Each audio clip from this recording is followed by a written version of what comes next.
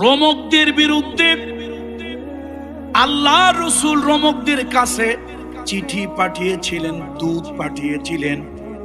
রাসূলুল্লাহর দূতকে তারা অস্বীকার করলো, আল্লাহর হাবিবের চিঠিকে তারা অসম্মান অপমান করলো, এবং এর প্রতিশোধ নেওয়ার জন্য আল্লাহর নবী হুকুম দিলেন, ও সাহাবারা, একটু যুদ্ধের ঘোষণা দিয়ে দাও, যুদ্ধের আযান দিয়ে দাও। আল জিহাদ ফি সাবিলিল্লাহ, আল জিহাদ ফি সাবিলিল্লাহ। যুদ্ধের ঘোষণা হলো। সব সাহাবারা এসে মসজিদে নববীতে জমা হলো। আল্লাহ নবী বললেন, সাহাবীরা শোনো, আমি রোমকদের বিরুদ্ধে একটা বাহিনী প্রেরণ করতে চাই। রোমকদের বিরুদ্ধে আমি একটা বাহিনী প্রেরণ করতে চাই। তোমরা কে কে জিহাদে যাবে নাম লিস্ট করো। 3000 লোকের নাম লিস্ট হলো, তালিকাভুক্ত হলো। এই সেনাবাহিনীর সদস্য সংখ্যা হলো 3000।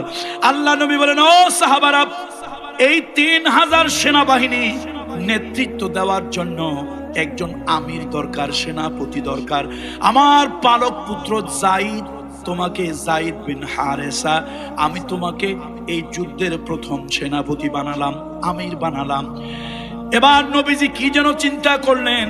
আল্লাহ নবী বললেন, আমার চাচাতো ভাই জাফর বিন আবি তালিব, আমি তোমাকে এই যুদ্ধের সেনাপতি নিযুক্ত করলাম।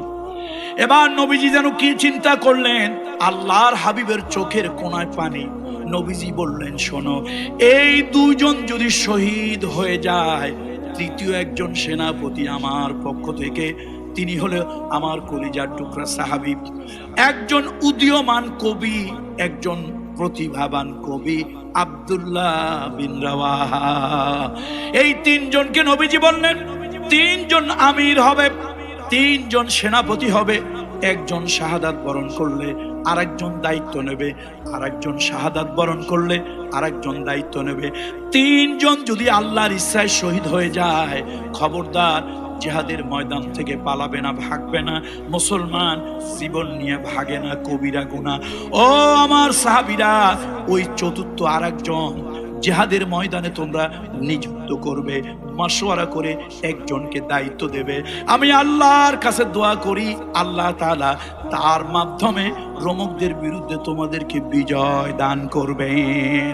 বন্ধুরা আমার, নবীজি বললেন, যাও তোমরা যার যার বাড়ি চলে যাও, আপনজন প্রিয়জন তাদের থেকে তোমরা বিদায় নিয়ে আসো। যায়েদ বিন হারেসা দাঁড়িয়ে বলল, ইয়া রাসূলুল্লাহ, ইয়া রাসূলুল্লাহ, আমার তো আর যাওয়ার জায়গা নাই। মা খাদিজা আমাকে গোলাম হিসেবে কিনেছিলেন। ইয়া রাসূলুল্লাহ, আপনি আমাকে আজাদ মুক্ত করে দিয়েছেন। মক্কার ঘরে গিয়া সন্তানের স্বীকৃতি আপনি আমাকে দিয়েছেন। আমার মা খাদিজা আজকে দুনিয়ায় নাই, আপনি আমার বাবা বলছেন। মা আয়েশা সিদ্দিকা ঘরে বসে শুনেছে আমার যাওয়ার জায়গা নাই, এটাই আমার বিদায় নেওয়া। জাফর বিন আবি তালেব গেলেন, ও বিবি, সংবাদ শুনেছো নাকি? বিবি বলল, হ্যাঁ সংবাদ শুনেছি। নবীজি, এই দুনিয়ার বড় শক্তি এখন যেরকম America, Russia, Japan, German, France, ওই যুগের বড় শক্তি হলো রোমকরা, পারস্যরা। ও বিবি, সংবাদ শুনেছো? বলে, হ্যাঁ শুনেছি। রোমকদের বিরুদ্ধে জিহাদে নবীজি আপনাকে পাঠাবেন। ও বিবি, আমারে বিদায় দাও, হয়তো আর দেখা হবে না, এটাই শেষ বিদায়, বিদায় দাও। বিবি একটা মুস্কি হাসি দিল, আর হাসি দিয়া বলল, আল্লাহ, আমার স্বামী জিহাদের জন্য যাচ্ছেন, আল্লাহ তাআলা দয়া করে জিহাদের গাজী বানায়া আমার স্বামীকে আবার ফিরায় দিয়েন। হযরত জাফর বিন আবি তালেব কোমরের মধ্যে ছিল তরবারি, খাপের থেকে তরবারিটা বের করলেন, যেই পিঠ দিয়ে কাটে তার উল্টা পিঠ দিয়া বিবির হাতের মধ্যে একটা আঘাত মারলেন, আর মুস্কি করে একটা হাসি দিলেন। হাসি দিয়ে বলে, ও বিবি, এতগুলি বাচ্চা কাচ্চা হইল, তোমার স্বামীর ভালোবাসা প্রেম তোমারে অন্ধ বানায় দিয়েছে, বলে তুমি এই দোয়া করতে না। বিবি, অন্যান্য যুদ্ধের মতো নয়, দুনিয়ার সব থেকে বড় শক্তি পরাশক্তি, তাদের সঙ্গে মাত্র 3000 লোক নিয়ে যাচ্ছি, আমি 2 নম্বরের সেনাপতি, আমার আগেও একজন আছে, আমার পরেও একজন আছে। আমার দিল ছুঁয়ে গেছে, মন বলে দিয়েছে এটাই তোমার সঙ্গে আমার শেষ দেখা, শেষ কথা। আর কোনোদিন ফিরে আসবো না, আর তোমার সঙ্গে দেখা হবে না, বিদায় দাও। বিবি কাঁদতেছে, সন্তানগুলি 10টা বাচ্চা কাচ্চা কান্দে। হযরত জাফর বিন আবী তালেব রওনা হলেন। বিবি বলল, স্বামী গো একটু বসেন, একটু কথা বলি, প্রাণ ভরে বিদায় দেই। জাফর বিন আবী তালেব একবারও পিছনের দিকে ফিরে তাকান না। কারণ হলো এই যে এতগুলো ছোট ছোট বাচ্চা, এদের মুখের দিকে যদি তাকায়, স্ত্রী, বড় ভালোবাসার স্ত্রী, এতগুলো সন্তান যার গর্ভে হলো, এই বিবি এখনো আমার ভালোবাসা ভুলতে পারে নাই। এই বিবির চেহারার দিকে যদি তাকাই, চোখের কোণায় পানি দেখে জিহাদের ময়দানে আমার যাওয়া হবে না, আমি যেতে পারবো না। এই জন্য পিছনের দিকে একবারও ফিরে তাকালেন না, সামনের দিকে যায় আর বলে, বিবি রে ধৈর্য ধারণ করো, এই সন্তানগুলোকে আল্লাহর দ্বীনের উপরে চালাও। ও বিবি ধৈর্য ধারণ করো, আমি সবাইকে আল্লাহর হাওয়ালা করে গেলাম, তোমাদের সঙ্গে আল্লাহর জান্নাতে আমার দেখা হবে।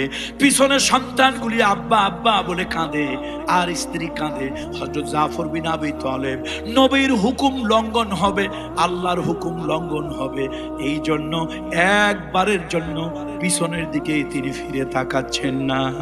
হযরত আব্দুল্লাহ বিন রাওয়াহা, তিনি একজন মদিনার সুন্দর সুপুরুষ ছিলেন, সুন্দর চেহারাওয়ালা একজন সুপুরুষ।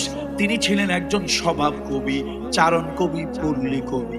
কথা বললেই মিলায় মিলায় ছন্দর মতো কথা বলতেন, কবিতার মতো কথা বলতেন, লোকেরা তাকে নিয়ে আনন্দ পেত। তিনি সুন্দর চেহারার যুবক, তার মতো সুন্দরী মেয়ে পাওয়া যায় না, এই জন্য অনেকদিন বিয়ে হয় নাই। এবার তিনি একজন সুন্দরী কন্যা পেলেন, বিয়ে হলো। নতুন বউটাকে এনে ঘরে যখন উঠালেন, ওমন সময় আজান হলো, আল জিহাদ ফি সাবিলিল্লাহ, আল জিহাদ ফি সাবিলিল্লাহ। এই আজান শুনে বউকে ঘরে রেখে মসজিদে নববীতে গেলেন। ওনার নামটা 3 নম্বরে বলা হলো। একবার নবীজিকে বললেন না, ইয়া রাসূলুল্লাহ আমি তো ঘরে নতুন বউ রেখে আসছি, এখন পর্যন্ত ওই বিবির সাথে আমার বাসর হয় নাই। আল্লাহর নবীর কাছে বললেন না, বরং মসজিদে নববী থেকে বের হয়ে গেলেন, ঘরের বারান্দায়, ঘরের দরজার সামনে গিয়া শুনতেছে ঘরের মধ্যে নতুন বউ কোরআন শরীফ পড়তেছে। ঘরের বাহির থেকে সালাম দিলেন, ও বিবি, আমি তোমার স্বামী আব্দুল্লাহ বিন রাওয়াহা, তুমি আমার সালাম গ্রহণ করো। বিবি, তুমি কি কিছু শুনেছো? বিবি বলল, হ্যাঁ শুনেছি, জিহাদের বাহিনী যাবে, রোমকদের বিরুদ্ধে জিহাদ, তাদেরকে পরাজয়ের কাছাকাছি নিয়ে গিয়েছিলেন। আল্লাহু আকবার। মুসলমানদের জন্য জায়গা সংকীর্ণ হয়ে গিয়েছিল। কোরআন শরীফ দলিল, আমি বলি না, কোরআন শরীফ দলিল। সূরা তওবার সম্ভবত 24 বা 25 নম্বর আয়াতের ভিতরে আল্লাহ তাআলা সেই ইয়াউমা হুনাইন, হুনাইনের যুদ্ধের কথা আল্লাহ বলেছেন, হে মুসলমান, তোমাদের সংখ্যা ছিল বেশি, তোমরা মনে করছো বিরাট একটা কিছু করে ফেলবে, ধরবে, খাবে, মাবে, বিরাট একটা কিছু করে ফেলবে। শেষ পর্যন্ত এরকম হলো, তোমরা নাস্তানাবুদ হয়ে গেলে, বিশাল বড় প্রান্তর, তোমাদের জায়গা ছোট হয়ে গেল, তোমরা পালানের উপক্রম করলে, তোমাদের জায়গা সংকীর্ণ হয়ে গেল, এখন পালানেরও জায়গা তোমাদের নাই। সেই অবস্থায় আমি আল্লাহর উপরে আবার যখন ভরসা করেছিলে, আমি আল্লাহ তোমাদেরকে বিজয় দিয়েছিলাম। হুনাইনের যুদ্ধে সংখ্যা বেশি হয়েছিল, তোমরা মনে মনে ভেবেছো মুসলমান সংখ্যার জোরে, অস্ত্রের জোরে, টাকার জোরে বিজয় হয় না, মুসলমান বিজয় হয় ইমানের জোরে। কয় হাজার সাহাবী? 3000 সাহাবী। যায়েদ বিন হারেসা নামলেন, তার উপরে আঘাত করা হলো, শহীদ হয়ে গেলেন জাফর বিন আবী তালিব। তিনি এবার সেনাপতির দায়িত্ব নিয়ে, তিনি এবার আমিরের দায়িত্ব নিয়ে, এক হাতে কালেমার ঝান্ডা, এক হাতে পতাকা নিয়ে তিনি সামনের দিকে এগিয়ে আসলেন। কাফেরেরা তার হাতের ভিতরে কোপ মারলো, কালেমার ঝান্ডাটা পড়ে যাচ্ছিল, তিনি আরেকটা হাত দিয়ে ধরলেন, আরেকটা হাতের ভিতরে কোপ মারলো।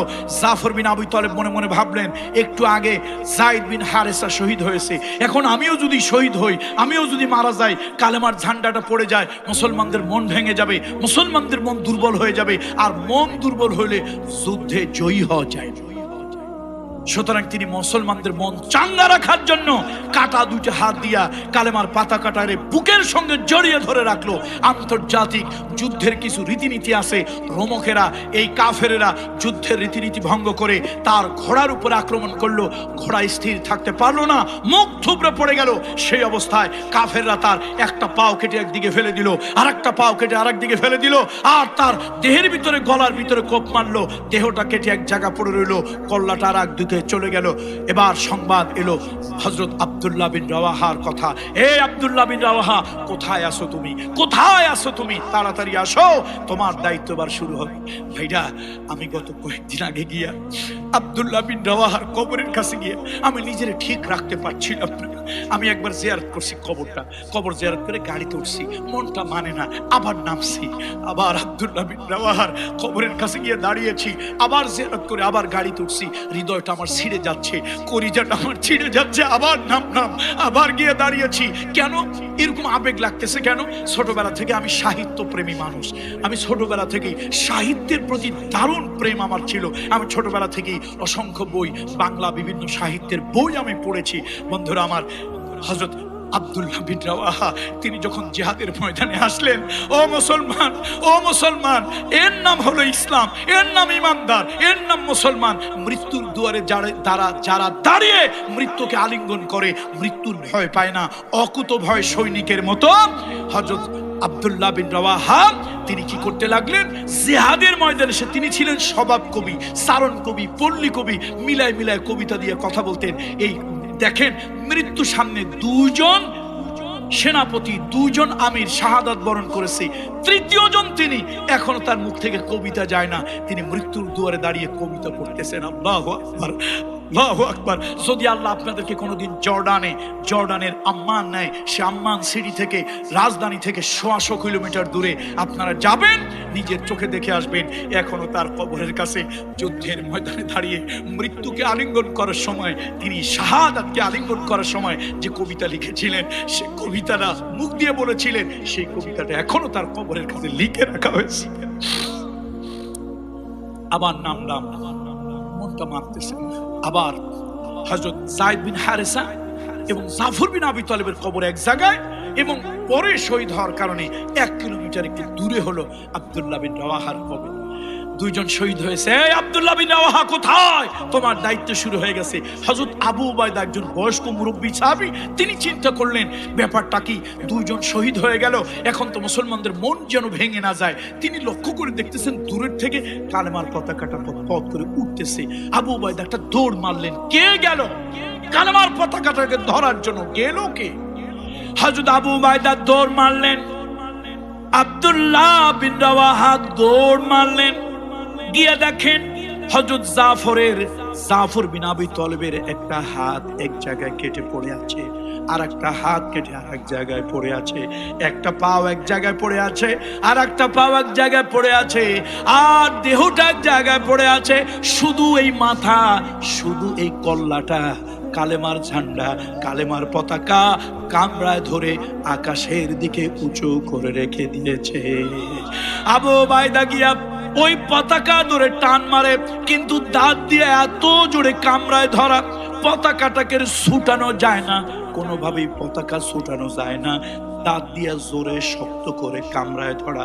আবু উবাইদার মনে পড়লো, আল্লাহর রাস্তায় যারা শহীদ হয়ে যায় তারা মরে না, তারা হলো জিন্দা।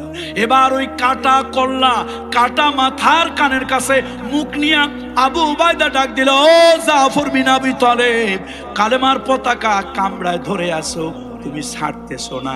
আমরা দুশমন নই, আমরা কাফের বেদিন নই, আমরা নবীজির সাহাবা। আমাদের দ্বারা কালেমার পতাকা অসম্মান হবে না, অপমান হবে। ও জাফর বিন আবি তালেব, আমাদের জন্য কালেমার ঝান্ডা ছেড়ে দাও। এতক্ষণ টানাটানি করে যে কালেমার পতাকা ছুটাতে পারছিল না, কানে কানে কথা বলার সঙ্গে সঙ্গে ওই কাটা মাথাটা কালেমার পতাকা দাঁত থেকে ছেড়ে দিয়েছে। হযরত আব্দুল্লাহ বিন রাওয়াহা তিনি শাহাদাতের তামান্না নিয়ে গিয়ে গেলেন, পিঠ দর্পে তিনি জিহাদ করলেন, যুদ্ধ করলেন, তিনিও শহীদ হয়ে গেলেন। মুসলমানদের মন ভেঙে যাচ্ছিল। বয়স্ক সাহাবীরা বলে, ও মুসলমানেরা, যুদ্ধের ময়দান, জিহাদের ময়দান থেকে পালায় যাওয়া কবিরা গুনাহ, কবিরা গুনাহ। জিহাদের ময়দান থেকে কেউ পালাবো না, কেউ পালাবো না। আমরা রাসূলুল্লাহর কথা শুনবো। আল্লাহ নবী বলেছিলেন, তোমরা একজন সেনাপতি নিযুক্ত করিও। পরামর্শ করে, সবাই পরামর্শ করে দায়িত্ব অর্পণ করলেন খালিদ বিন ওলীদ রাদিয়াল্লাহু তাআলা আনহুকে। আল্লাহু আকবার, আল্লাহু আকবার। সেনাপতিকে যুদ্ধের কৌশল তিনি পাল্টাই দিলেন।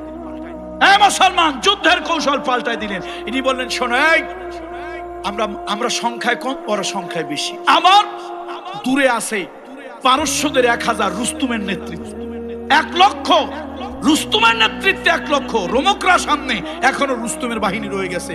এই মুসলমানেরা, আমরা অস্ত্র দিয়ে পারবো না, সৈন্য দিয়ে তো পারবোই না। 3000, তার মধ্যে আবার এখন শহীদ হয়ে গেলেন কেউ কেউ। আমরা একটা কাজ করো, যুদ্ধের কৌশল পাল্টাও। আগামী কালকে থেকে যুদ্ধে আমরা ডিনামাইট বর্ষণ করব। কি বর্ষণ করব? ডিনামাইট বর্ষণ করব। এবার মুসলমানদেরকে তিনি শিখাই দিলেন, উঠতে আল্লাহু আকবার, নামতে আল্লাহু আকবার, পাহাড়ের উপর উঠবে আল্লাহু আকবার, নিচে নামবে আল্লাহু আকবার, উপরে উঠবে আল্লাহু আকবার, নিচে নামবে আল্লাহু আকবার, তরবারি মারবে আল্লাহু আকবার, সামনে এগিয়ে যাবে আল্লাহু আকবার, বাতিলের বিরুদ্ধে লাগবে আল্লাহু আকবার। আল্লাহু আকবারের ধ্বনি দাও। এই শুধু আল্লাহু আকবার, আল্লাহু আকবার, আল্লাহু আকবার এই ধ্বনি দিতে লাগলো। কাফেরদের কলিজা থরথর করে কাঁপলো। এই ডিনামাইটের আঘাতে কাফেরদের কানের পর্দা ফেটে তারা অনেকটা দুনিয়া থেকে সেন্সলেস হয়ে গেল। আর মুসলমানরা নতুন নতুন কৌশলে ময়দানে বিজয়ী হয়ে বিজয়ী বেশে ফিরে আসলো। রাসূলুল্লাহ সাল্লাল্লাহু আলাইহি সাল্লাম মসজিদে নববীর মেম্বারের উপরে বসা, নবীজি বলতেছে, এই আমার যায়েদ বিন হারেসা শহীদ হইলো, এই আব্দুল্লাহ বিন রাওয়াহা এই যে আগায় গেল, এই জাফর বিন আবি তালেব ঝান্ডা ধরে নিল, এই শহীদ হলো। সব লাইভ সম্প্রচার করতেছে। নবীর চোখ বেয়ে টপ টপ টপ টপ করে পানি পড়তেছে। কে করতেছে সম্প্রচার? কে করতেছে? হাবিবে কিবরিয়া মুহাম্মদ রাসূলুল্লাহ। কোথায় বসে করতেছে? মদিনায়, মসজিদে নববীতে। তুমি একটা মোবাইল আবিষ্কার করিয়া খুব বড় সলিমদ্দি হয়ে গেছো, যে আমরা লাইভ করি। আরে বেটা, প্রথম লাইভ মুহাম্মদ রাসূলুল্লাহ করেছে। এই জন্য মুসলমানের বড় হাতিয়ার আল্লাহু আকবার। আল্লাহু আকবারের পক্ষে না বিপক্ষে? আল্লাহু আকবারের পক্ষে না বিপক্ষে? আল্লাহু আকবার যেখানে আছে আপনি সেখানে থাকবেন। আল্লাহু আকবার যারা অপছন্দ করে, আপনি কি তাদেরকে পছন্দ করবেন? আল্লাহু আকবারের স্লোগান যারা দিতে দেয় না, আল্লাহু আকবারের কথা বললে, মুসলমান মসজিদে আল্লাহু আকবার বললে তাতে কারো গায়ে আগুন ধরে না। ডিসি অফিসের সামনে গিয়া, এসপি অফিসের সামনে গিয়া আল্লাহু আকবার বললে আমার নামে মামলা হয়, আমাকে সন্ত্রাসবাদ, জঙ্গিবাদের সাথে জড়িয়ে দেওয়া হয়। এগুলি ইহুদি, খ্রিস্টান, কাফের, বেদিনের দোসর ছাড়া ভালো মানুষের কাজ এগুলি। সুতরাং আল্লাহু আকবারের পক্ষে কারা কারা আছি? লিল্লাহে তাকবীর, লিল্লাহে তাকবীর। কোরআন সুন্নাহর আলো, কোরআন সুন্নাহর আলো। হাত নামাই। আল্লাহ তাআলা কোরআনুল কারীমে সূরা বারাআত বা সূরাতুত তাওবা, এই সূরার মধ্যে আল্লাহ তাআলা সমাজের কিছু মানুষকে দিক নির্দেশনা দিয়েছেন। যারা দদিল বান্দা, কলমাসোর, না পায় শ্মশান, না পায় গুড়, এদিকেও থাকে ওদিকেও থাকে, এই চরিত্রের মানুষগুলোকে বলা হয় মুনাফিক। কি বলা হয়? এক ধরনের আম আছে, এক ধরনের কলা আছে, ভিতরে পাকে, মাগার উপরের যেটা ছাল, উপরের যে কভার, এটা কাঁচা। তো উপরে কাঁচা, ভিতরে পাকা, এটারে লোকেরা বলে বর্ণচোরা। কি বলে? এই মানুষের মধ্যে কিছু বর্ণচোরা আছে যারা নিজেদেরকে মুসলমান বলে দাবি করে। হাজি, কাজী, গাজী, পীর, ফকির, তারপরে দরবেশ, ইমাম, খতিব, আলেম, উলামা, এমপি, মন্ত্রী, মিনিস্টার, এরকম সব ধরনের লোকই আছে নিজেকে মুসলমান বলে দাবি করে, কিন্তু কাটটা একটা মুনাফিক, একটা ফাসিক, একটা কাফের। এই জাতীয় কিছু লোকজন সমাজে আছে না নাই? আল্লাহ তাআলা তাদের ব্যাপারে সূরা বারাআত বা সূরাতুত তাওবায় আল্লাহ তাআলা কিছু নির্দেশনা প্রদান করেছেন। কোরআনুল কারীমের ভিতরে আল্লাহ তাআলা বলেন, ইয়া আইয়ুহাল্লাযীনা আমানু লা তাত্তাখিযু আবাআকুম لا تتخذوا آباءكم وإخوانكم أولياء إن استحبوا الكفر على الإيمان ومن يتولهم منكم فأولئك هم الظالمون আল্লাহ তাআলা বলেন, ও ঈমানদারেরা, তোমরা যারা ঈমানের দাবি করো, তোমরা যারা ঈমানের দাবি করো, লা তাত্তাখিযু, তোমরা গ্রহণ করবে না, আবাআকুম ওয়া ইখওয়ানুকুম, তোমাদের ওই ভাইদেরকে, ওই পিতা মাতা আত্মীয় স্বজনকে, আউলিয়া, বন্ধু হিসাবে, অভিভাবক হিসাবে, ইনিস্তাহাব্বুল কুফরা আলাল ঈমান, যারা ঈমানের উপরে কুফরিকে অধিক ভালোবাসে। ঈমানের উপরে কুফরিকে যারা ভালোবাসে, ও ঈমানদারেরা খবরদার, এই জাতীয় মুনাফিক চরিত্রের বাবাকে, ভাইকে আউলিয়া, বন্ধু হিসাবে তোমরা গ্রহণ করবে না। ওয়ামাইয়াতাওয়াল্লাহুম, তোমাদের ভিতরে এই জাতীয় লোক, অর্থাৎ এই দ্বিচারী চরিত্রের, ভিন্নমুখী চরিত্রের, যারা মুখ দিয়া ঈমানের কথা, ইসলামের কথা, মুসলমানিত্বের কথা বলে, কিন্তু তাদের কাছে কাফের, বেদিন, এদের কাছে প্রিয় এই জাতীয় মুনাফিক, এই জাতীয় ফাসিক, এই জাতীয় কাফের, তাদেরকে কখনো তোমরা আউলিয়া, বন্ধু হিসাবে গ্রহণ করবে না। যদি তোমরা গ্রহণ করো, ওয়ামাইয়াতাওয়াল্লাহুম মিনকুম, তোমাদের মধ্যে যে ঈমানদারেরা এই জাতীয় চরিত্রের লোকদেরকে বন্ধু বানিয়ে নেবে, অভিভাবক বানিয়ে নেবে, নেতা বানিয়ে নেবে, ফাউলাইকা হুমুজ জালিমুন, এগুলা নিঃসন্দেহে জালিম, এগুলা নিঃসন্দেহে জালিম, সীমা লঙ্ঘনকারী, ক্ষতিগ্রস্ত। অর্থাৎ যারা নিজেদেরকে ঈমানদার বলে দাবি করে, কিন্তু ওই সকল লোকদের সাথে যারা বন্ধুত্ব, ওই সকল লোকদের সাথে যাদের খাতির, ওই সকল লোকদেরকে যারা অভিভাবক, ওই শ্রেণীর লোকদেরকে যারা নেতা মেনে নেয়, যেই নেতারা ঈমানের পরিবর্তে, যেই অভিভাবকেরা, যেই বন্ধুরা, যেই গার্ডিয়ানেরা, যেই সমাজপতিরা, যারা ঈমানের পরিবর্তে কুফরিকেই তারা প্রাধান্য দেয়, আল্লাহ তাআলা তাদেরকে গ্রহণ করার জন্য নিষেধ করেছেন। কোরআনুল কারীমের ভিতরে আল্লাহ তাআলা আরেক জায়গায় সূরা আল মাইদা 51 নম্বর আয়াতের ভিতরে আল্লাহ তাআলা এই অনুরূপ আরেকটি আয়াত আল্লাহ তাআলা বলেছেন।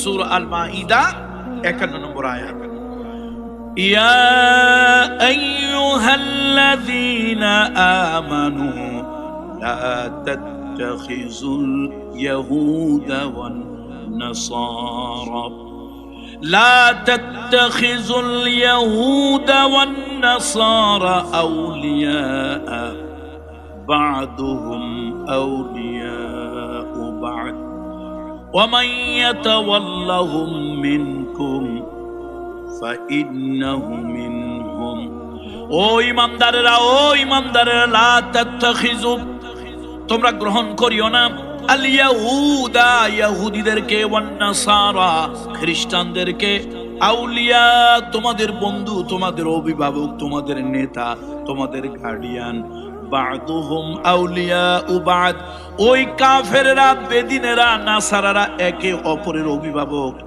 একে অপরের বন্ধু। ওয়ামাইয়াতাওয়াল্লাহুম, তোমরা যদি তাদেরকে ওলি বানায় নাও, বন্ধু বানায় নাও, নেতা যদি বানায় নাও, মিনকুম ফাইন্নাহু মিনহুম, তাহলে তুমি আর মুসলমান থাকবে না, তুমি আর দিনদার থাকবে না, তুমি ওই কাফের, বেদিনের দলভুক্ত হয়ে যাবে। যার সাথে যার মুহাব্বত থাকবে, আল মারউ মাআ মান আহাব্বা, যার সাথে যার ভালোবাসা, বন্ধুত্ব, যাকে যে ওলি বানিয়েছে, গার্ডিয়ান বানিয়েছে, অভিভাবক বানিয়েছে, নেতা বানিয়েছে, আল্লাহ তাআলার হাবিব বলেছেন, আল মারউ মাআ মান আহাব্বা, এই শ্রেণীর লোক তাদেরই দলভুক্ত, তাদেরই অন্তর্ভুক্ত হবে। ইন্নাল্লাহা লা ইয়াহদিল কওমাজ জালিমিন, এই জাতীয় জালিমদেরকে আল্লাহ তাআলা, এই জাতীয় জালিম সম্প্রদায়কে আল্লাহ তাআলা হেদায়েত প্রদান করেন না। সম্মানিত মুরব্বীরা, আল্লাহর পয়গম্বর নূহ আলাইহিস সালাম নবীর ঔরসজাত সন্তান, কিন্তু তার ভালোবাসা, তার আন্তরিকতা, তার ওঠা বসা বেদিনের সাথে। আল্লাহর পয়গম্বর হযরত নূহ আলাইহিস সালামের স্ত্রী, তার নাম হলো ওয়ালিগা। এটা তাফসীরে মারিফুল কোরআনের ভিতরে এসেছে। এই মহিলা পয়গম্বরের বিছানায় শোয়, পয়গম্বরের খাবার খায়, পয়গম্বরের ঔরসজাত সন্তান তার গর্ভে ধারণ করে, অথচ পয়গম্বরের দ্বীন আদর্শ গ্রহণ করে নাই।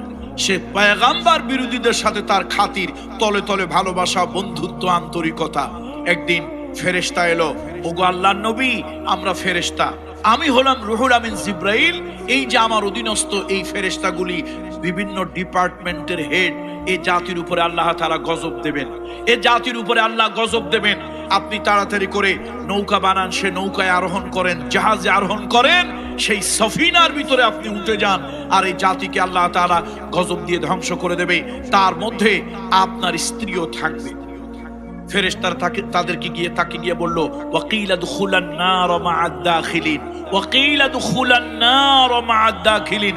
এই অভিশপ্ত নারী, অভিশপ্ত নারী, নবীর সাথে রইলা, নবীর খাবার খাইলা, নবীর সাথে এক বিছানে শুইলা, নবীর সন্তান গর্ভে ধারণ করলা, কিন্তু নবীর আদর্শটা মানতে পারলে না, নবীর আদর্শের পথে চললে না, বরং তুমি তোমার অভিভাবক, তোমার নেতা, তোমার গার্ডিয়ান তুমি বানালে নবী বিরোধীদেরকে, আল্লাহ বিরোধীদেরকে। আসো জাহান্নামের টিকিট গ্রহণ করো, ওয়াকিলা দুখুলান নার মা'আদ দাখিলিন, আর আল্লাহর অভিশপ্ত বান্দাদের সাথে জাহান্নামে প্রবেশ করো। নাউযুবিল্লাহি মিন যালিক। নূহ আলাইহিস সালাম তার জাহাজের মধ্যে, কিস্তির মধ্যে লক্ষ্য করলেন তার সন্তান কেনানকে পাওয়া যাচ্ছে না। তিনি কেনানের জন্য খুঁজতে লাগলেন।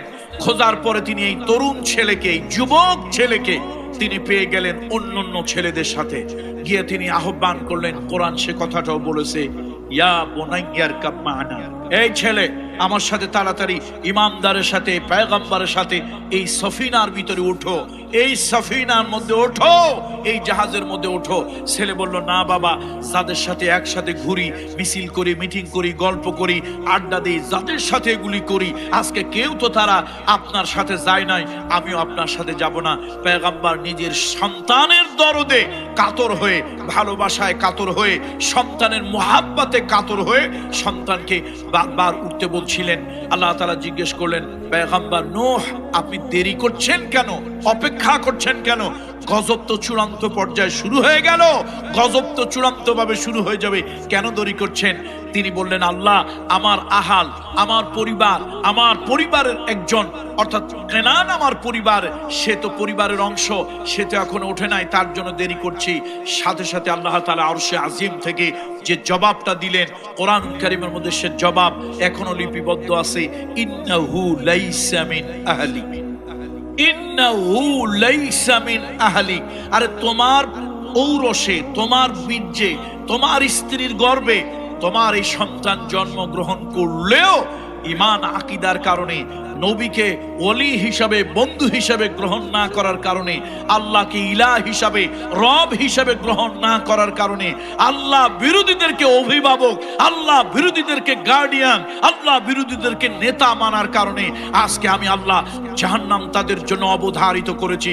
তোমার পরিবারের সদস্য থেকে আমি আল্লাহ তার নাম কেটে দিয়েছি। হে পয়গম্বর, এই উশৃঙ্খল সন্তান, এই দলচ্যুত সন্তান, ঈমানচ্যুত সন্তানকে আবার যদি তুমি জাহাজে উঠানোর জন্য, সফিনায় উঠানোর জন্য চেষ্টা করো, আমি আল্লাহ তাআলা নবুয়তির দপ্তর থেকে তোমার নাম কেটে দেব। সম্মানিত উপস্থিতি, সুতরাং বন্ধুত্ব গুরুত্বপূর্ণ একটি বিষয়।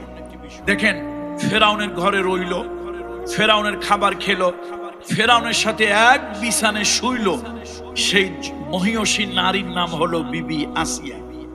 বিবি আসিয়া তাফসীর ইবনে কাসিরের ভিতরে এসেছে, এই পৃথিবীতে মুহাম্মদ রাসূলুল্লাহ সাল্লাল্লাহু আলাইহি ওয়াসাল্লাম ছাড়া কোন নবী, কোন ওলি, কোন পয়গম্বর, কোন গাউস কুতুব কেউ নিজের চোখ দিয়ে বেহেশত দেখে নাই, একজন ছাড়া। মুহাম্মদুর রাসূলুল্লাহ সাল্লাল্লাহু আলাইহি ওয়াসাল্লাম হাবিবে কিবরিয়া রাহমাতুল লিল আলামিন শাফিউল মুজনাবিন মুহাম্মদ রাসূলুল্লাহ সাল্লাল্লাহু আলাইহি ওয়াসাল্লাম তাকে বাদ দিলে, অর্থাৎ তাকে ছাড়া নবী, ওলি, গাউস, কুতুব পৃথিবীতে সৃষ্টি থেকে আদম আলাইহিস সালামকে বাদ দিলে, আদম যেহেতু জান্নাতে ছিল, অন্য যারা আছে পৃথিবীতে এই নিজের চোখ দিয়া দুনিয়ার চোখ দিয়া, বাহ্যিক চোখ দিয়া, চর্ম চোখ দিয়া, এই বৈষয়িক চোখ দিয়া পৃথিবীতে আল্লাহর বেহেশত কেউ দেখে নাই, একজন ছাড়া। কয়জন ছাড়া? ইবনে কাসিরের কথা, আমার বাপের বানানো কোনো বর্ণনা নয়, ইবনে কাসিরের বর্ণনা, এবং অনেকগুলো হাওয়ালা উদ্ধৃতি দিয়েছেন তিনি। একজন শুধুমাত্র পৃথিবীতে মুহাম্মদ রাসূলুল্লাহ আমার নবী, রহমতের নবীকে বাদ দিলে, হাবিবে কিবরিয়াকে বাদ দিলে পৃথিবীতে জান্নাত চর্মচোখ দিয়ে একজন দেখেছে। কয়জন দেখেছে বলে? একজন। সে একজন হলো একজন নারী, মহিলা। সেই নারী, সেই মহিয়সী নারীর নাম হলো বিবি আসিয়া। চিন্তা করছেন কত নবী, কত ওলি, কত বুজুর্গ পৃথিবীতে এলো, এই দুনিয়ার চোখটা দিয়া বেহেশত কেউ দেখলো না। কে দেখলো? একজন দেখলো। আমার রাসূলকে বাদ দিলে, আমার নবীকে বাদ দিলে কয়জন দেখলো? একজন। আল্লাহু আকবার। সে নারী আল্লাহর কাছে একটা দরখাস্ত করেছিল, একটা অ্যাপ্লিকেশন আল্লাহ তাআলার কাছে সাবমিট করেছিল। রব্বিবনি লি ইনদাকা বাইতান ফিল জান্নাহ ওয়া নাজ্জিনি মিন ফিরআউনা ওয়া আমালিহি ওয়া নাজ্জিনি মিনাল কওমিজ জালিমিন। আল্লাহ, এই জালিম সরকার, এই স্বৈরাচারী সরকার, তার অত্যাচারে আমি অস্থির হয়ে আছি। আমার শরীরের চামড়াগুলি লোহার চিরুনি দিয়া খুলতেছে। আল্লাহ, আমাকে দারুণ ভাবে কষ্ট দিচ্ছে। সে আর তার চেলাবেলা, চেলা চামুন্ডা, সঙ্গ পঙ্গরা আমাকে না দারুণ ভাবে কষ্ট দিচ্ছে। আল্লাহ, এই পৃথিবীতে আমি আর থাকতে চাই না। আপনি আমার এখান থেকে উঠায় নেন, এখান থেকে আপনি আমাকে কবুল করেন। তবে আমার একটা শর্ত, আপনার দিনের জন্য আপনাকে রব বলে, ইলাহ বলে মেনে নিয়েছি।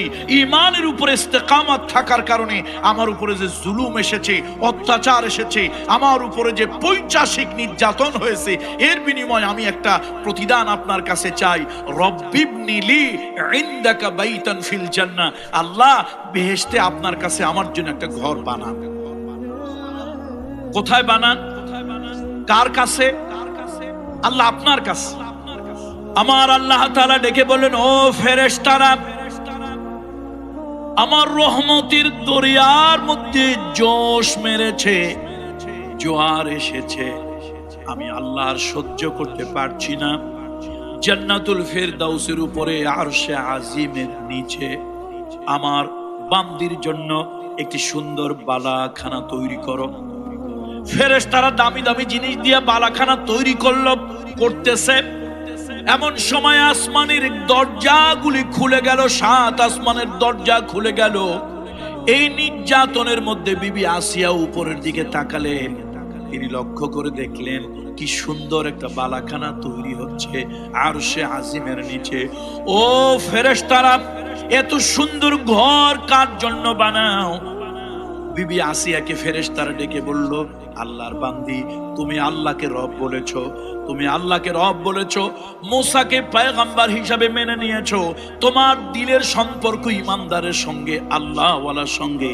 কাফের, বেদিন, আল্লাহ বিরোধী, দিন বিরোধী, তাদেরকে তুমি ওলি হিসাবে, অভিভাবক হিসাবে, নেতা হিসাবে, গার্জিয়ান হিসাবে তুমি গ্রহণ করো নাই। এই যে তুমি আল্লাহকে, আল্লাহর পয়গম্বরকে গ্রহণ করেছো, এর বিনিময় আল্লাহ তাআলা এই জান্নাতটা তোমার জন্য তৈরি করতেছে। আল্লাহ, এই জন্য আসুন, খুব গুরুত্বপূর্ণ আজকে বিষয়, সূরাতুত তাওবা।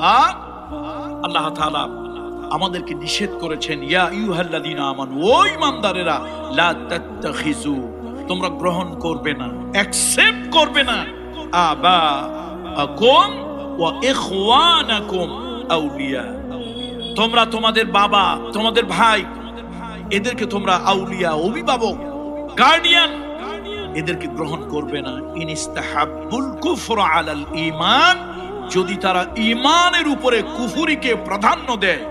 ওমাইয়াতাওয়াল্লাহুম, যদি তোমরা এমনটি করো, অনেক লোক আছে নামাজেও যায়, মসজিদেও যায়, ঈদগাহেও যায়, মুসলমান বলে দাবি করে, হজ উমরাও যায়, আবার আল্লাহ বিরোধী, ইসলাম বিরোধী, কোরআন বিরোধীদের সাথে গিয়া জোট বাঁধে, তাদের সাথে গিয়া নাচে, তাদের পিছনে যায়, তাদের পিছনে গিয়া সামসাগিরি করে। এরকম কিছু লোক সমাজে আছে কি নাই?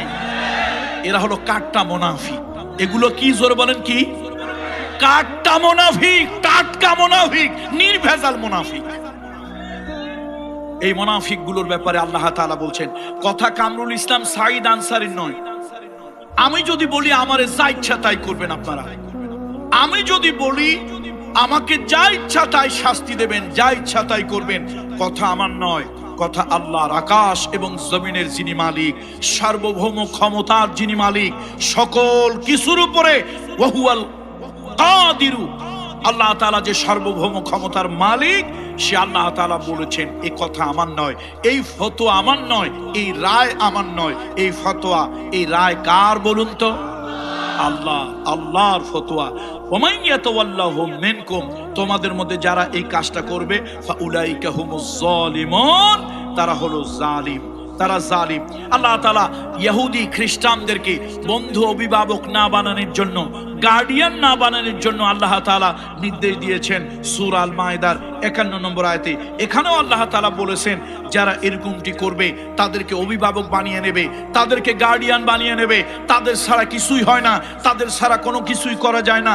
এইরকম যাদের মানসিকতা, ইন্নাল্লাহা লা ইয়াহদিল কওমাজ জালিমিন, এই জালিমদেরকে আল্লাহ তাআলা হেদায়েত দেবে না, এই জালিমদেরকে আল্লাহ তাআলা হেদায়েত দেবে না। আরে ভাই, সবাইকে যদি আল্লাহ তাআলা হেদায়েত দিতেন, তাহলে নবীজির পিছনে বাজামাত নামাজ পড়লো আব্দুল্লাহ ইবনে উবাই ইবনে সুলুল, রাসূলুল্লাহর পিছনে নামাজ পড়লো, আল্লাহর হাবিবের ইমামতিতে নামাজ পড়লো, মাথায় টুপি, মুখে দাড়ি, তারপরে গায়ে সুন্নতি লেবাস, রাসূলুল্লাহর পিছনে যিনি ছিলেন সেই লোকটার কপালে হেদায়েত হলো না।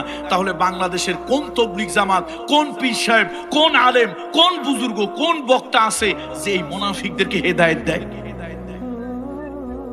দুনিয়ায় মুহাম্মদ রাসূলুল্লাহ বড় না আমরা বড়? আল্লাহু আকবার। কার সাথে কিসের তুলনা, কার সাথে কিসের তুলনা? আল্লাহর হাবিব, হাবিবে কিবরিয়া, যিনি হাত তুলে দোয়া করলে দোয়া কবুল হয়েছে, হাত না তুলে দোয়া করলে দোয়া কবুল হয়েছে, আকাশের দিকে দোয়া করলে দোয়া কবুল হয়ে গেছে, যিনি কথা বললে আল্লাহ তাআলার আরশে আজিমে চলে গিয়েছে, যিনি হ্যাঁ বললে মুসলমানদের জন্য জায়েজ হয়েছে, যিনি না বললে মুসলমানদের জন্য কিয়ামত পর্যন্ত তা হারাম হয়ে গেছে। নবীজি যদি কোনো ব্যাপারে বলেছে হ্যাঁ, কি বলেছে? হ্যাঁ বলেছে। হাবিবে কিবরিয়া রহমাতুল্লিল আলামিন শুধু হ্যাঁ বলেছে, বাস ওটা মুসলমানদের জন্য বৈধ হয়ে গেছে, জায়েজ হয়ে গেছে। নবীজি কোনো ব্যাপারে না বলেছে। এই যে হজ, একজন রাসূলুল্লাহ সাল্লাল্লাহু আলাইহি ওয়াসাল্লাম হজ করার জন্য বললেন যে তোমরা হজ করো, হজ খুব ফজিলতপূর্ণ আমল। একজন এসে বলল, হুজুর হজ কি প্রত্যেক বছর? আকুল্লা আমিন ইয়া রাসূলুল্লাহ, হে নবী এটি কি প্রত্যেক বছর হজ? নবীজি চুপ থাকলেন, নবীজি চুপ থাকলেন। লোকটা একবার, দুইবার, তিনবার এই বেওকুফের মতো নবীজিকে তিনবার একই প্রশ্ন করলো, হুজুর হজ কি প্রত্যেক বছর? ইয়া রাসূলুল্লাহ হজ কি প্রত্যেক বছর? হে আল্লাহর নবী হজ কি প্রত্যেক বছর করা লাগবে?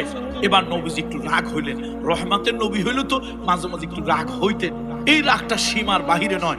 এবার হাবিবে কিবরিয়া রহমাতুল্লিল আলামিন রাগ হলেন, হুজুর উঠে খুতবা দিলেন। আল্লাহর হাবিব যদি কখনো রাগ হতেন, চেহারা মোবারক, কণ্ঠ মোবারক লাল হয়ে যেত। হাবিবে কিবরিয়া উঠে খুতবা দিলেন, অর্থাৎ তিনি আল্লাহর প্রশংসা করলেন, তার উপরে দুরুদ সালাম পেশ করলেন। এবার নবীজি বললেন, লাউ কুলতু নাআম, লাউ কুলতু নাআম লাওয়াজাবাত। এই আমার সাহাবীরা শোনো, তোমরা আমারে যেমন তেমন মনে করিও না। আল্লাহর কাছে আমি মুহাম্মাদের মর্যাদা এমন, লাউ কুলতু নাআম, যদি আমি বলতাম হ্যাঁ প্রত্যেক বছর, লাওয়াজাবাত, কিয়ামত পর্যন্ত আমার উম্মতের জন্য, পয়সাওয়ালার জন্য প্রত্যেক বছর হজ করা ওয়াজিব হয়ে যেত। তাহলে কেমন নবী? হ্যাঁ বললে আল্লাহর আরশে মঞ্জুর হয়, না বললে আল্লাহর শরীয়তে হারাম হয়, চুপ থাকলে দলিল হয়। সেই নবী মুহাম্মদ রাসূলুল্লাহ সকলকে হেদায়েত দিতে পারেন। বলেন হেদায়েত দিতে পারেন। নবীর পিছনে নামাজ পড়ে যার হেদায়েত হইল না, আমি টেকেরহাটের পীরজাদা পীর সাহেব আমার বাপের কাছে আমার কাছে মুরিদ হইয়া মানুষের ঈমান পাল্টাবে ভাবলেন কেমনে? ভাবলেন কেমনে? আমাদের দেশে অনেক খানকায় লোকেরা গরু ছাগল কুত্তা বিড়াল নিয়ে যায়, হুজুর কেবলার আবার এরকম দামি দামি গরু দেখে মাথায় হাত দিয়ে দোয়া করে, যা তোর জন্য দোয়া করলাম, অকাম কুকাম চিরদিন যেন করতে পারিস। ব্যাংক ডাকাতি টাকা, প্রজেক্ট মারা টাকা, রাস্তার বাজেট মারা টাকা, গরিবের টাকা, ছিনতাই টাকা, রাহাজানি টাকা, কলমের খোসায় খোসায় অবৈধ টাকা, কালো বাজারির টাকা, মুনাফাখোরির টাকা, এই টাকাগুলো নিয়ে আমাদের মতো পীর ওলিদের কাছে আসে, বড় বড় গরু ছাগল দুম্বা উট বকরি ভেড়া নিয়ে আসে, আমরাও দোয়া করে দিই, যা তোর জন্য দোয়া করলাম, অকাম কুকাম যেন চিরদিন এভাবে করতেই পারিস। এই জন্য বন্ধুরা আমার, চাইলে আমরা সবাইকে হেদায়েত দিতে পারবো? আল্লাহ তাআলা বলেছেন যারা এই জাতীয় লোকদেরকে ওলি অভিভাবক বন্ধু বানিয়ে নেয়, আল্লাহ ওদেরকে হেদায়েত দেন না, আল্লাহ ওদেরকে হেদায়েত দেয় না।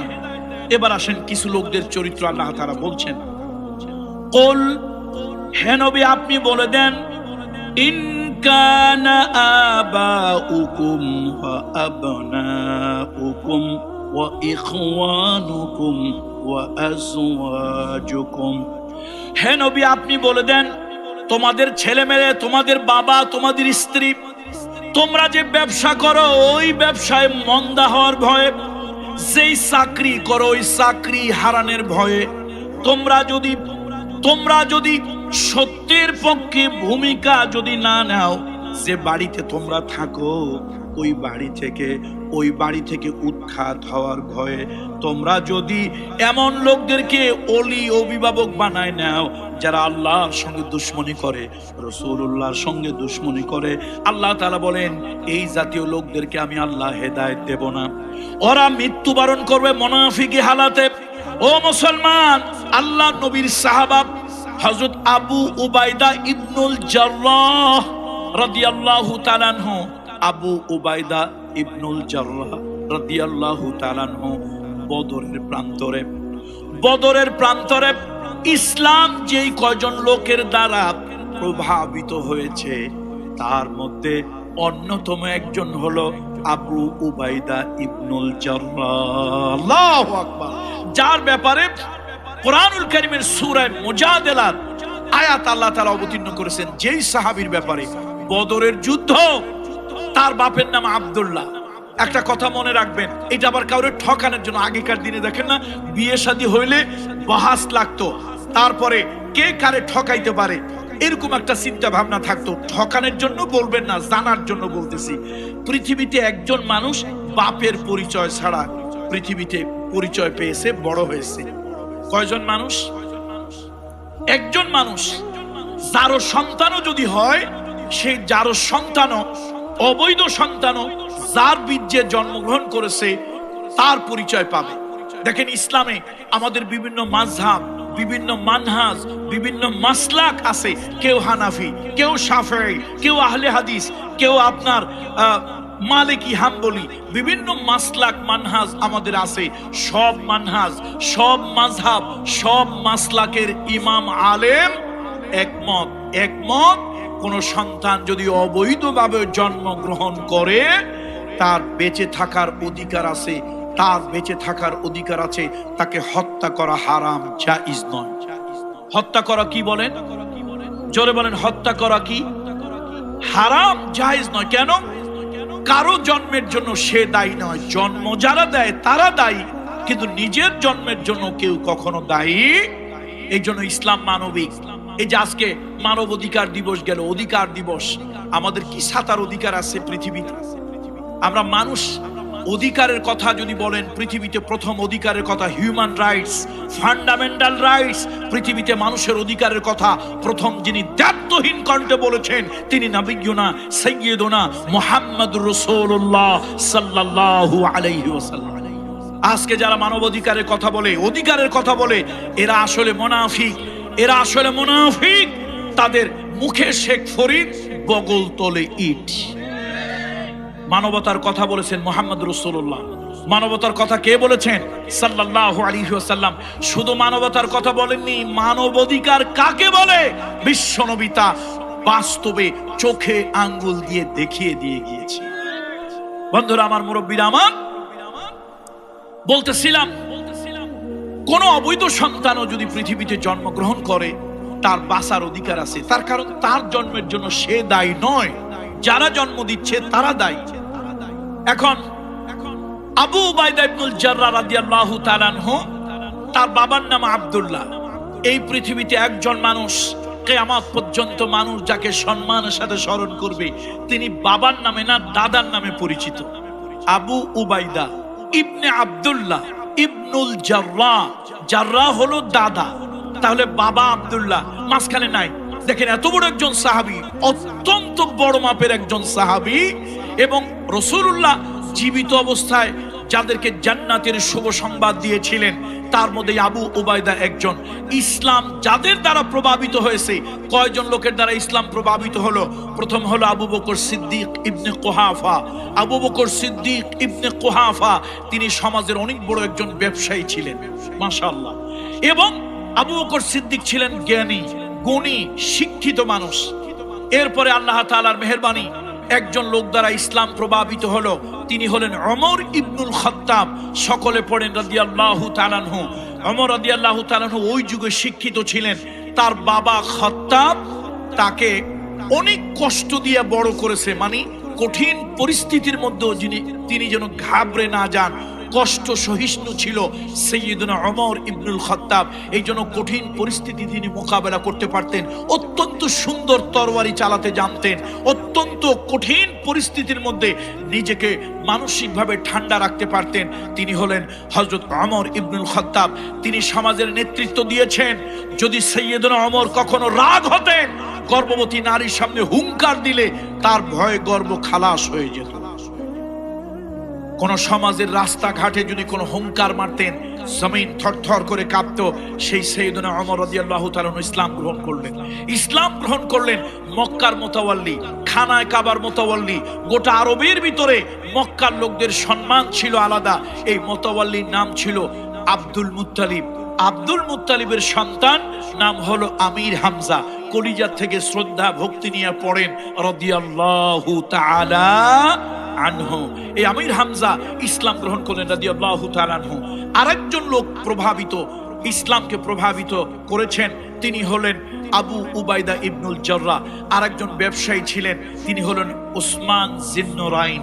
ওসমান জিন্নুরাইন, কেউ হয় 1000 টাকার ব্যবসায়ী, কেউ হয় লাখ টাকার ব্যবসায়ী, কেউ হয় কোটি টাকার ব্যবসায়ী, আর কারো পুঁজি এত বেশি যে সে কোটি কোটি টাকার ব্যবসায়ী, ভিআইপি সিআইপি ব্যবসায়ী। ওই যুগে আরব জাহানে একজন দুইজন চারজন যে ভিআইপি ব্যবসায়ী ছিল, সিআইপি ব্যবসায়ী ছিল, তাদের মধ্যে ওসমান জিন্নুরাইন একজন। রাসূলুল্লাহ তার ব্যবহারে খুশি হয়ে রাসূলুল্লাহর একটা কন্যা তার কাছে বিবাহ দিল। জামাইয়ের ব্যবহার এত ভালো, জামাইয়ের ব্যবহার আচার আচরণ এত ভালো, বড়লোক জামাই, শ্বশুরকে কষ্ট দেয় না, পীড়া দেয় না। এই মেয়েটা মারা যাওয়ার পরে নবীজি খুশি হয়ে ওই জামাইয়ের কাছে আর একটা মেয়ে দিল। এই জন্য হযরত ওসমানকে কি বলা হয় বলেন তো? জিন্নুরাইন বলা হয়। তার উপাধি। খুব নরম তবিয়তের মানুষ ছিল। কথা কি শুনতেছেন আপনারা আমার? যে কয়জন লোক, আবু বকর সিদ্দিক ব্যবসায়ী রাদিয়াল্লাহু তাআলা আনহু এবং প্রভাবশালী একজন ব্যক্তি, হযরত ওমর প্রভাবশালী একজন ব্যক্তি। শুধুমাত্র ইসলাম গ্রহণ করার কারণে সামাজিক প্রভাব চলে গেল, মর্যাদা চলে গেল, অত্যাচার শুরু হলো, নির্যাতন শুরু হলো, ব্যবসা বাণিজ্য বন্ধ হয়ে গেল। ওই আবু জাহেল, আবু লাহাব, উতবা, শায়বা, ওয়ালিদ ইবনে মুগিরা, আবু সুফিয়ান হলো তখন মক্কার লিডার। আবু সুফিয়ান হলো মক্কার শাসক। আবু সুফিয়ানের চোখের ইশারায় এই মানুষগুলি রাতের বেলা ঘরে ঘুমাতে পারে না, মামলা হামলায় জর্জরিত। এখানে সেখানে তারা পালিয়ে বেড়াচ্ছে।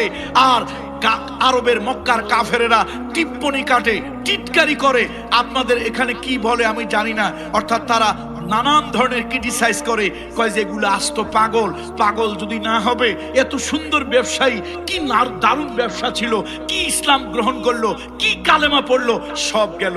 আরে ওমর এ তো একটা আধা পাগল, নাউজুবিল্লাহ বলেন না, এটা তো পাগল। না হলে যার সমাজে এত বড় প্রভাব ছিল, কি কালেমা পড়লো, কোন ইসলাম গ্রহণ করলো, যে এখন সব হারাইলো, পালিয়ে পালিয়ে বেড়াচ্ছে, নেতৃত্ব তো নাই, উল্টা আবু সুফিয়ানের লোকজনের মামলা হামলার ভয়ে পালিয়ে পালিয়ে বেড়ায়।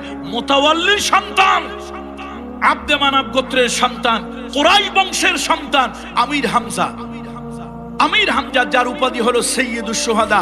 আপনার কলিজায় যতটুকু শ্রদ্ধা আছে সবটুকু জমা করে পড়েন রাদিয়াল্লাহু তাআলা।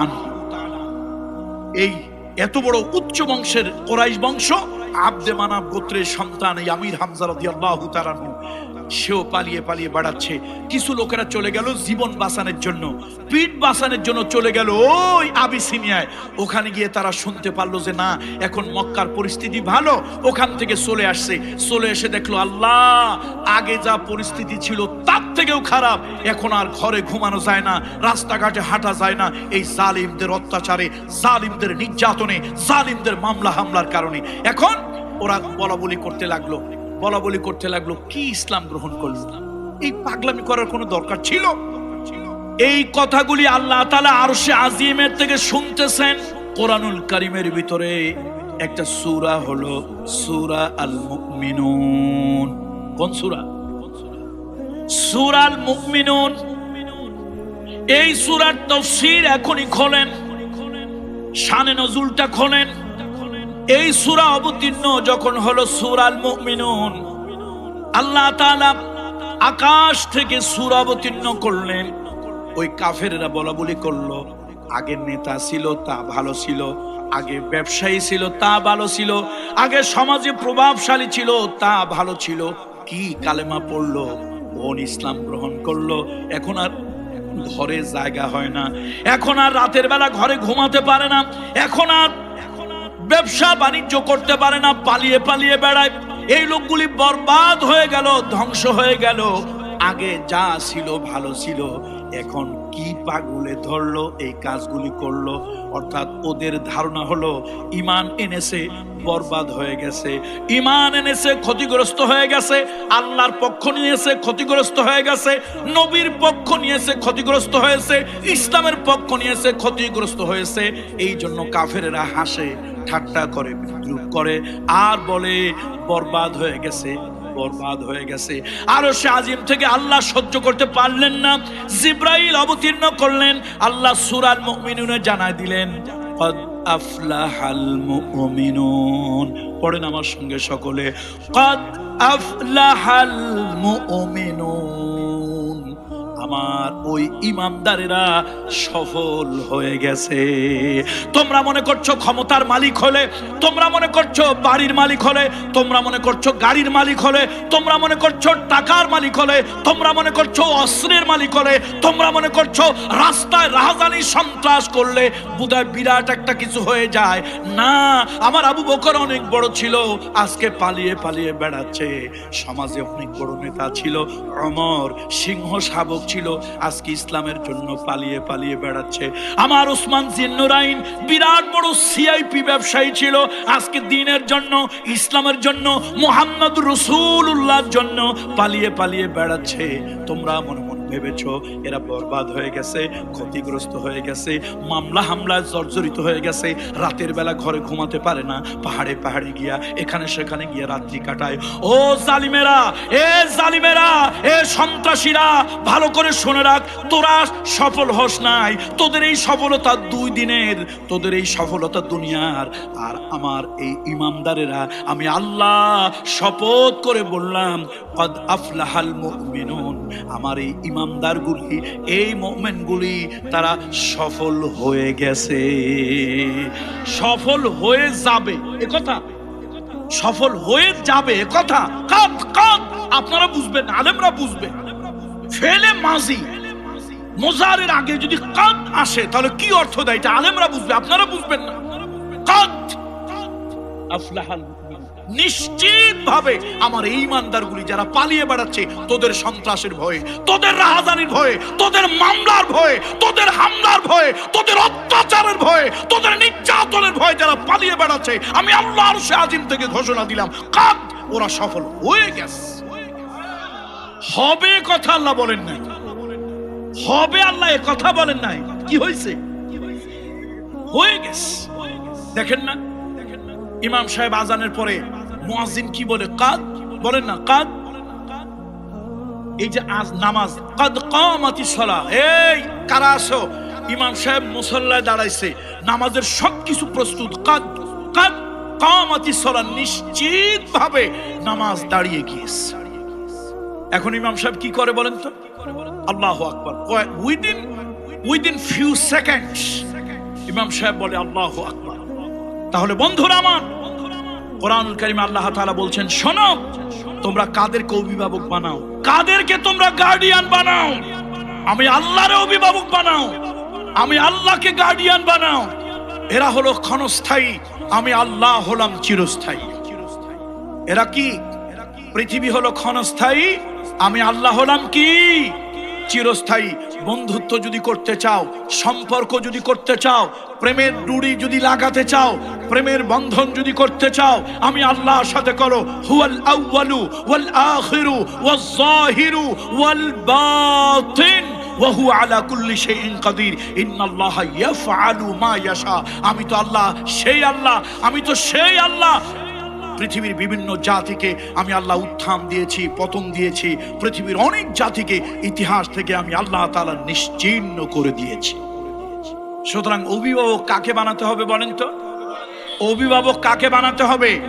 আল্লাহকে বানাতে হবে, আল্লাহকে অভিভাবক বানাতে হবে। এই আল্লাহকে বাদ দিয়ে দুনিয়ার আল্লাহর সাথে যারা দুশ্মনী করে, দ্বীনের সাথে যারা দুশ্মনী করে, ধর্মের সাথে যারা দুশ্মনী করে, আল্লাহর বিধানের সাথে যারা দুশ্মনী করে, দুনিয়ার ক্ষণস্থায়ী লাভের জন্য, দুনিয়ার ক্ষণস্থায়ী হালুয়া রুটি পাওয়ার জন্য, দুনিয়ায় ক্ষণস্থায়ী সামান্য একটু সুযোগ সুবিধা পাওয়ার জন্য তোমরা যাদেরকে বন্ধু বানাচ্ছ, আমি বলছি না ওমাইয়া তাওয়াল্লাহুম, তোমরা যাদেরকে অভিভাবক বানাচ্ছ, নেতা বানাচ্ছ, আমি আল্লাহ তোমাদেরকে সতর্ক করে দেই, আরে অভিভাবক আমারে বানাও, আমাকে বানাও, এদেরকে নয়। বন্ধুরা আমার, দেখেন কি কঠিন সিচুয়েশন। বলতেছিলাম যাদের দ্বারা ইসলাম প্রভাবিত হয়েছে, যাদের দ্বারা ইসলাম প্রভাবিত হয়েছে তিনি হলেন একজন, অন্যতম একজন আবু উবাইদা ইবনুল জাররাহ। উহুদের ময়দানে, বদরের ময়দানে তার বাবা আব্দুল্লাহ, আবু উবাইদা রাদিয়াল্লাহু তাআলা আনহুর বাবা আব্দুল্লাহ, তিনি রাসূলুল্লাহ সাল্লাল্লাহু আলাইহি ওয়াসাল্লামের কাছে এসে বিভিন্ন মূর্তির ব্যাপারে বলতেছে, আবু উবাইদা বলছে বাবাকে, বাবা আপনার মূর্তি আপনার কাছে বড়, আমার কাছে আমার রাসূলুল্লাহ বড়। আমার কাছে কে বড়? রাসূলুল্লাহ বড়। বাবা আপনার কাছে লাত, মানাত, উজ্জা, হুবুল সবাই বড়। দেখুন, ইসলাম অন্যের ধর্মকে জবরদস্তি কখনো করেনি। ইসলাম অন্যের উপরে কখনো জবরদস্তি করে আক্রমণ করে না, করা পছন্দ করে না। এখন আপনি দেবতার পূজা করেন, মূর্তির পূজা করেন, হাজারবার করেন, অসুবিধা নেই।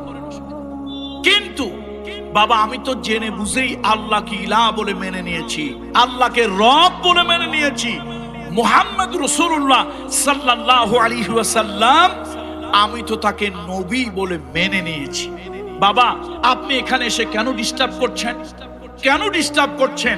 আপনি তারপরও বাপের চরিত্র খারাপ, ঘাড় তেরা পদে। এই ঘাড় তেরা বাবা সে মানতে চাচ্ছে না, বারবার ঘুরে ফিরেই মুহাম্মদ রাসূলুল্লাহ সাল্লাল্লাহু আলাইহি ওয়াসাল্লাম শুধু ওই মূর্তির কথা, দেবতার কথা বলে, তার নেতাদের কথা বলে।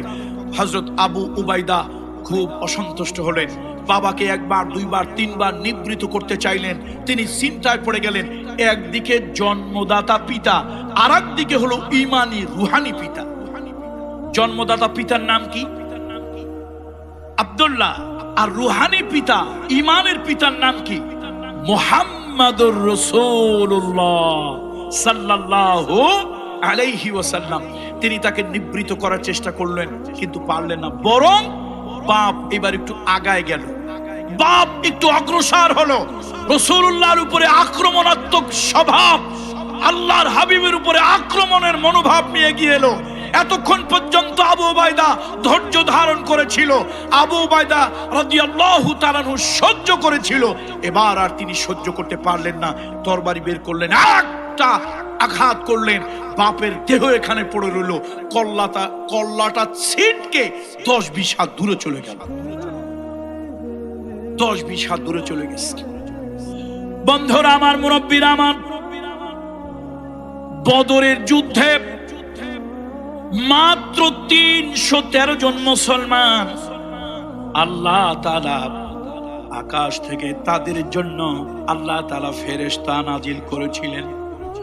ওই বদরের মাঠে আল্লাহ তাআলা আমাকে একাধিকবার নিয়েছে, বারবার গিয়েছি। যেই পাহাড়ে আল্লাহ তাআলা বদরের মাঠ যেখানে যুদ্ধ হয়েছিল তার উত্তর দিকে হলো এই পাহাড়, উত্তর দিকে এই পাহাড়, সেই পাহাড় রুহুল আমিন জিব্রাইল যেখানে 5000 ফেরেশতা নিয়ে অবতীর্ণ হয়েছিল আল্লাহ তাআলা মুসলমানদের মনোবলকে চাঙ্গা করার জন্য, ইমানদারদেরকে সাহায্য করার জন্য, মুসলমানরা যেন অস্তিত্ব দুনিয়া থেকে হারিয়ে না যায়, আল্লাহর হাবিবের সাহাবীরা ভগ্ন হৃদয় যেন না হয়, তারা যেন দ্বিধা দ্বন্দ্বের মধ্যে না থাকে, এই জন্য আল্লাহ তাআলা 5000 সেনাবাহিনী ফেরেশতা আল্লাহ তাআলা আকাশ থেকে অবতীর্ণ করেছিলেন।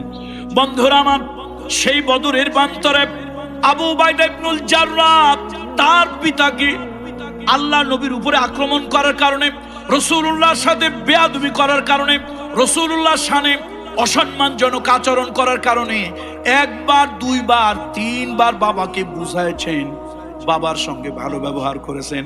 তার কারণ হলো, ও যুবকেরা, বাবা মা যদি কাফের হয়, বাবা মা যদি বেদিন হয়, বাবা মা যদি অশিক্ষিত হয়, বাবা মা যদি মূর্খ হয়, আল্লাহ তাআলা বলেছেন বাবা মার সাথে খারাপ ব্যবহার করা যাবে না। রাসূলুল্লাহ বলেছেন বাবা মার সাথে খারাপ ব্যবহার করা যাবে না। ওয়া সাহিবুহুমা ফিদ দুনিয়া মারুফা, ওয়া সাহিবুহুমা ফিদ দুনিয়া মারুফা। বাবা মা হলো এই দুনিয়ায় সব থেকে ভালো ব্যবহার যারা পাবে, যাদের সাথে সব থেকে ভালো ব্যবহার করতে হবে, তারা হলো বাবা আর মা। বাবা মা কাফের হলেও খারাপ ব্যবহার করা যাবে না, খারাপ আচরণ করা যাবে না। আবু উবাইদা রাদিয়াল্লাহু তাআলা আনহু বাবার সাথে সাধ্যমতো ধৈর্য ধারণ করে ভালো ব্যবহার করলেন, কিন্তু বাবা উশৃঙ্খল হয়ে রাসূলুল্লাহর সঙ্গে দুর্ব্যবহার শুরু করলো। আল্লাহর হাবিবকে কথা দিয়ে আঘাত দেয়, আল্লাহর হাবিবকে আচরণ দিয়ে আঘাত দেয়। এবার আল্লাহ রাসূলকে তরবারি দিয়ে আঘাত দেওয়ার জন্য এগিয়ে এলো। আবু উবাইদা আর সহ্য করতে পারলেন না। তুমি আমার জন্মদাতা পিতা হতে পারো, তুমি আমার জন্মদাতা বাবা হতে পারো, কিন্তু আল্লাহর হাবিবের থেকে তুমি আমার কাছে বড় নও। ওই পিতাকে নিবৃত করতে না পেরে তিনি এমন জোরে আঘাত করলেন, সাথে সাথে জাহান্নামের টিকিট নিয়ে দুনিয়া থেকে বিদায় হয়ে গেল। ও আমার মুরব্বী বাবাজিরা, এই জন্য কিয়ামত পর্যন্ত দুনিয়ায় যত সন্তান জন্মগ্রহণ করেছে আর করবে, যত সন্তান জন্মগ্রহণ করেছে আর কিয়ামত পর্যন্ত করবে, সব সন্তান যার ঔরসে জন্মগ্রহণ করে তার নামে পরিচয় হয়। কিন্তু আবু উবাইদা রাদিয়াল্লাহু তাআলা আনহু একজন মানুষ যিনি বাবার পরিচয় পরিচিত নন। দুনিয়ার মানুষ কেউ তার বাবার নামে চেনে না, দুনিয়ার সব মানুষ তাকে দাদার নামে চেনে। আল্লাহু আকবার, আল্লাহু আকবার। আবু উবাইদা ইবনুল জাররাহ।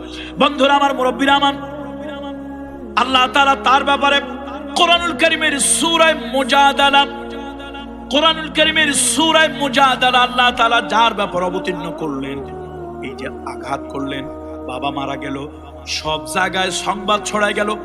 অকথা কুকথা বাতাসের আগে ভাসে, ভালো কথা ছড়ায় না, কিন্তু মন্দ কথা বলার লোক সমাজে কম না। কথা ঠিক কি না বলেন? ভালো কথা ছড়ায় বেশি না অকথা কুকথা মন্দ কথা ছড়ায় বেশি?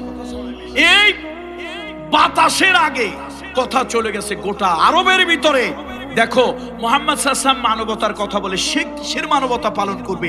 তার লোক দিয়া, দলের লোক দিয়া জন্মদাতা বাবাকে হত্যা করাইছে। দেখছেন কি নরম জায়গায় আঘাত। আজকালকার যুগে ওরকম কিছু লোক নরম জায়গায় আঘাত দেয়। আর মিয়া তোমরা ইসলাম ইসলাম করো, তোমরা ইসলাম ইসলাম করো, তোমরা কোন জায়গায় আঘাত দিয়েছ? এখন বলেন তো এই কথার কোন জবাব আপনার কাছে আছে? কত তো ঠিক। মুহাম্মদ রাসূলুল্লাহ মানবতার নবী, রহমতের নবী, দয়ার নবী, মায়ার নবী, করুণার নবী। সেই নবী তার উম্মতরে দিয়া, তার সাহাবীরে দিয়া কারে হত্যা করাইছে? বাপ তো যত বড়ই হোক, ডাকাত হইলে তো বাপ। এখন এই দুর্বলতার জায়গায় দেখেন আঘাত করেছে। এ মুসলমান, 14 গ্রামের মুসলমান, বাংলাদেশের মুসলমান, এশিয়া মহাদেশের মুসলমান, নবীজির উম্মত মুসলমান, তোমারে কাফের বাতিল মুনাফিকেরা এরকম দুর্বল পয়েন্ট দিয়ে আঘাত করবে। সাহাবীরা নিশ্চুপ। রাসূলুল্লাহ সাল্লাল্লাহু আলাইহি ওয়াসাল্লামের মুখখানা মলিন। হুজুর কোন কথার জবাব দিচ্ছে না। কি কথা জবাব দেবে? কেন হুজুরই তো আসামি। নাউযুবিল্লাহ, নাউযুবিল্লাহ, আস্তাগফিরুল্লাহিল আযীম। নবীজিকেই তো আসামি করে ফেলছে। মুহাম্মদ কেমন মানবতার কথা বলে, মনুষ্যত্বের কথা বলে, আর সে কিনা হত্যা করাইছে সন্তানকে দিয়ে। কাকে হত্যা করাইছে? বাবাকে। আল্লাহ, সাহাবীরা নিশ্চুপ, কথা বলতে পারছে না। আকাশ থেকে আল্লাহ তাআলা সূরা মুজাদালা নাজিল করলেন, লা তাজিদু কওমান ইউমিনুনা বিল্লাহি ওয়াল ইয়াউমিল আখির ইউয়াদ্দুনা মান হাদ্দাল্লাহা ওয়া রাসূলাহু ওয়ালাউ কানু আবাআহুম আও আবনাআহুম আও ইখওয়ানাহুম। আল্লাহ তাআলা জানায় দিলেন, ঈমানদার ঈমান যখন আনে, ঈমানের উপরে ইস্তেকামত থাকে, রাসূলুল্লাহর প্রতি কালেমা পড়ে যখন বিশ্বাস করে, তার কাছে ঈমানের থেকে, নবীর থেকে, ইসলামের থেকে তার দল, তার বাবা, তার মা, তার আপনজন কেউ নবীর থেকে বেশি আপন হতে পারে না। আল্লাহু আকবার। হাদিসের মধ্যে আসছে আল্লাহ নবী, আল্লাহ রাসূল সাল্লাল্লাহু আলাইহি ওয়াসাল্লাম এই আয়াত যখন প্রচার করে দিলেন, হযরত ওমর দাঁড়ায় বলল, ইয়া রাসূলুল্লাহ, ইয়া হাবিবাল্লাহ, আমার বাবার থেকে, আমার মায়ের থেকে, আমার বংশের থেকে, আমার সন্তান থেকে, আমার স্ত্রী থেকে, ইয়া রাসূলুল্লাহ, আপনাকে আমি বেশি ভালোবাসি, কিন্তু আমি ওমরের জীবন থেকে আপনাকে বেশি ভালোবাসি না।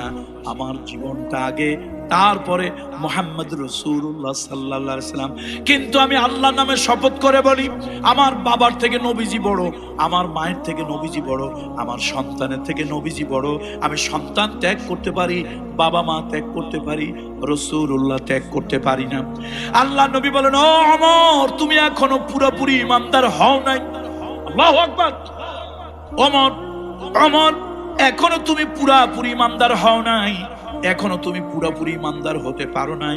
হযরত ওমর রাদিয়াল্লাহু তাআলা আনহু বাচ্চা ছেলেদের মতো ডুকরে ডুকরে কাঁদেন, ফুফায় বুবায় কাঁদেন। ও ওমর, তুমি কাঁদো কেন? ইয়া রাসূলুল্লাহ, এই জন্য কাঁদি, এই জন্য আমি কাঁদি, আমি তো এখনো পুরাপুরি ইমানদার হতে পারি নাই। ইয়া রাসূলুল্লাহ, আমি পুরাপুরি মোকাম্মেল ইমানদার কেমন করে হব? আল্লাহ নবী শাহাদাত আঙ্গুলি রাসূলুল্লাহ সাল্লাল্লাহু আলাইহি ওয়াসাল্লাম ওমর রাদিয়াল্লাহু তাআলা আনহুর সিনার দিকে দিলেন। আল্লাহ নবী সিনার দিকে আঙ্গুল দিয়া আল্লাহ রাসূল তাকে বললেন, ওমর, তোমার জীবনটা থেকে, তোমার জীবন, তোমার মা বাপ, তোমার নেতা নেত্রী, তোমার দল, তোমার সংগঠন, তোমার ধন দৌলত, সব কিছু থেকে লা ইউমিনু আহাদুকুম হাত্তা আকুনা আহাব্বা ইলাইহি মিন ওয়ালিদিহি ওয়া ওয়ালাদিহি ওয়ান নাসি আজমাইন। ও ওমর, তুমি যতক্ষণ পর্যন্ত সব কিছু থেকে আমি নবী মুহাম্মদ রাসূলুল্লাহ আহাব্বা, অধিক ভালোবাসা, বেশি ভালোবাসা, সব থেকে বেশি ভালোবাসার পাত্র আমি যতক্ষণ না হব, ততক্ষণ পর্যন্ত তুমি ইমানদার পুরোপুরি হতে পারবে না। এ কথা বলার সাথে সাথে সাইয়্যিদুনা ওমর একটা চিৎকার দিয়ে লাফ দিয়ে উঠলেন আর বলেন, ইয়া রাসূলুল্লাহ, এখন আমার কাছে মনে হয় আমার জীবনের থেকেও আপনি রাসূলুল্লাহ অধিক প্রিয়। আল্লাহু আকবার। তিনি কাঁদতেছেন, নবীজি বলেন ওমর কেঁদো না, এই পাগলা ওমর কেঁদো না, তুমি ঈমানে কামেল ও মুকাম্মেল হয়ে গেছো। আল্লাহু আকবার। তাহলে ভাইরা, 14 গ্রামের ভাইরা, আপনি একবার একটু, আমি কিছু বলবো না, আপনি ঘুমাতে গিয়ে আল্লাহকে হাজির নাজির জেনে বুকে হাতটা রেখে মালিককে জিজ্ঞেস করবেন, আসলে কি আপনার কাছে অন্যর তুলনায় নবীজি কতটুকু গুরুত্বপূর্ণ? আপনার দল, আপনার নেতা, আপনার সংগঠন, আপনি মসজিদে ইমাম নামাজ পড়তে গিয়েছেন, ইমামের পিছনে ইমাম সাহেব তিরমিজি শরীফ, নাসাই শরীফ, বুখারী শরীফ, আবু দাউদ শরীফ, ইবনে মাজাহ শরীফ, কোরআন শরীফ, বিভিন্ন কিতাব থেকে সহিহ হাদিস এবং কোরআনের আয়াত দিয়ে তিনি বলেছেন, ইমাম সাহেব ওয়াজ করেছেন, সেই ওয়াজ আপনার দল, আপনার সংগঠন, আপনার নেতা, আপনার নেত্রীর বিরুদ্ধে চলে গিয়েছে, সাথে সাথে আপনি থানায় ফোন করে পুলিশ এনেছেন, ইমামকে পিটাইয়া রক্তাক্ত করে তারপরে তাকে পুলিশের হাতে তুলে দিয়েছেন। আপনি তো সেই জাতের, সেই চরিত্রের মুমিন মুসলমান। বন্ধুরা আমার বাবা মরহুম দেলওয়ার হোসেন আনসারী নওয়ারাল্লাহু মারকাদাহু ওয়া জাআলাল জান্নাত মাসওয়াহু, যার কাছে হাজার নয় লক্ষ লক্ষ উলামা ইকরাম বায়াত হয়েছিলেন, যিনি সুন্নাতের পুরোপুরি পাবন্দ ছিলেন এবং একাধিক ভাষায় যথেষ্ট এডেপ্ট, দক্ষ ছিলেন। তিনি রাসূলুল্লাহর সিরাত, ইংরেজিতে এত উন্নত ইংরেজি দিয়ে তিনি কথা বলতে পারতেন, রাসূলুল্লাহর সিরাত উপস্থাপন করতে পারতেন, যেন তেন IA pass, BA pass, MA pass লোকের পায়জামা নষ্ট হয়ে যেত সে ইংরেজির শব্দ অর্থ উদ্ধার করতে গিয়ে। আপনাদের এই রায়কোট মাহিনী তিনি এসেছেন। এখন আমার বাবা যত বড় পীর হোক, এই আসমানের নিচে জমিনের উপরে, আসমানের নিচে জমিনের উপরে আমার বাপের থেকে বড় পীর, শ্রেষ্ঠ পীর, বুজুর্গ পীর পৃথিবীতে আর কেউ নাই। এখন আমার বাপের একটা মূর্তি ভাস্কর্য বানাইলাম, আমার খানকার পাশে মেন দরজার কাছে রাখলাম। আমি হুকুম দিলাম, আমার বাবার যারা ভক্ত মুরিদ, এই আমার বাবা হলে আসমানের নিচে জমিনের উপরে সব থেকে বড় বুজুর্গ, আপনারা আসবেন, আমার বাবাকে পায়ের কাছে একটা একটা ফুল দেবেন আর নীরবে অথবা সূরা কেরাত পড়ে 1 মিনিট নীরবে মাথা নিচু করে দাঁড়িয়ে থাকবেন। বলেন, এটা একটা ভালো সওয়াবের কাজ না? হ্যাঁ, নাউজুবিল্লাহ। বাঙালি মাহফিলে আসলে আউজুবিল্লাহ, নাউজুবিল্লাহ, আস্তাগফিরুল্লাহ, বাহিরে গেলে কুল্লু শাই আলহামদুলিল্লাহ। বাহিরে গেলে কুল্লু শাই কি? আমি বলছিলাম আমার বাপ ছোটখাটো বুজুর্গ না, আসমানের নিচে জমিনের উপরে বড় বুজুর্গ। আপনার উত্তর ছিল, শোনেন, তোমার বাপ যদি আসমানের উপরের বুজুর্গ হয়, জমিনের না, তোমার বাপ যদি আসমানের উপরের বুজুর্গ হয়, আল্লাহর শরীয়তে, মুহাম্মদ রাসূলুল্লাহর শরীয়তে ভাস্কর্য তৈরি করা হারাম, তার সামনে মাথা নত করা হারাম, তার সামনে ফুল দিয়ে নীরবে দাঁড়িয়ে থাকা শিরক, কোন মুসলমানের সন্তান তা করতে পারে না।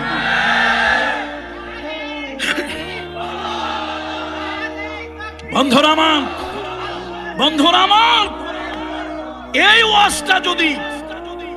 ওয়াজটা যদি আপনার মসজিদের ইমাম সাহেব, খতিব সাহেব করে, পিঠের চামড়া নিয়ে বাড়ি ফিরে যাওয়া লাগবে। তো এই মুনাফিক মুসলমান, মুনাফিক মুসল্লি নামাজ পড়াইয়া লাভ কি? লাভটা কি? দদিল বান্দা কলমাসর না পায়, শ্মশান না পায় গোর, উপর দিয়ে ফিটফাট, মাগার আমাদের ভিতরে সদরঘাট, দাড়িতে কম নাই, টুপিতে কম নাই, আবা কাবা জুব্বায় কম নাই, কিন্তু ভিতরে ঈমান নাই। বন্ধু হবে আল্লাহ, বন্ধু হবে রাসূলুল্লাহ। আমি আল্লাহর সামনে ছাড়া কারো সামনে মাথা নত করি না। আমি বিদ্রোহী, আল্লাহকে ছাড়া কাউকে ইলাহ বলে মানি না। এটাই তো ইমানের দাবি। তোমার ইমান রে ফ্যান খাওয়াইয়া, ডাইল খাওয়াইয়া যা কিছু করছো তুমি, তোমার ইমান এখন আর ইমান নাই, ইমান শেষ। এই জন্য আসুন দেখেন কি ইমানের লোক। রাসূলুল্লাহ শানে বেয়াদবি, একদিকে জন্মদাতা পিতা, একদিকে কি, আর একদিকে ইমানের পিতা, রুহানি পিতা। নবীজি আমাদের রুহানি পিতা। এই জন্য রাসূলুল্লাহর স্ত্রী হলো উম্মতের জন্য মা। মাকে বিয়ে করা হারাম, আল্লাহর হাবিবের স্ত্রীদেরকে উম্মতের জন্য বিয়ে করা কিয়ামত পর্যন্ত হারাম। বলছিলাম মুহাম্মদ রাসূলুল্লাহ সাল্লাল্লাহু আলাইহি ওয়াসাল্লাম রূহানি বাপ, ঈমানী পিতা। আর আরেকদিকে কোন পিতা? ঔরসজাত পিতা, জন্মদাতা পিতা, যার ঔরসে জন্মগ্রহণ করছে। এখন বাবা আসছে, আচ্ছা ঠিক আছে, যুদ্ধ আসছে, যুদ্ধ করতে আসছো, যুদ্ধ করবা। মুহাম্মদ সাল্লাল্লাহু আলাইহি ওয়াসাল্লাম হারলে সে চলে যাবে, বন্দী হবে। তোমরা হারলে তোমরা ভেড়া ছাগলের মতো পালিয়ে যাবে, বন্দী হবে। কিন্তু সে যুদ্ধ করতে এসে, ওই যে একটা কথা আছে, ধান বানতে শিবের গীত, যুদ্ধ করতে এসে সে কি করছে? রাসূলুল্লাহকে উত্তেজিত করার জন্য, ছেলেকে উত্তেজিত করার জন্য করতে আসছে যুদ্ধ। এখানে এসে নবীজির পরিবর্তে তার মূর্তির প্রশংসা শুরু করে দিয়েছে। তার মূর্তি এই পারে, তার লাত এই পারে, তার মানাত এই পারে, তার উজ্জা এই পারে, তার হুবুল এই পারে, তার নেতা এই পারে, তার নেত্রী এই পারে, এত কিছু পাড়াপাড়ি, হাঁস মুরগি ডিমে পারে, জন্মের পাড়া পারে। এগুলো নবীজির কাছে বলার কোনো দরকার আছে? তোদের সাথে কথা হবে অস্ত্রে, কথা হবে কিসে? অস্ত্রে কথা হবে, কথা হবে ইমানের শক্তিতে, কথা হবে তাওহীদের বলে। কারা বলিয়ান হয়? আগামীকালকে কথা হবে, বাট আজকে কি? সে ঘুরে ফিরে বারবারই রাসূলুল্লাহকে হেয় করার জন্য, অসম্মান করার জন্য, অপমান করার জন্য, ইনসাল্ট করার জন্য, ক্রিটিসাইজ করার জন্য, নিগলেক্ট করার জন্য আল্লাহর হাবিবকে ঘুরে ফিরে বারবার ওই কথা।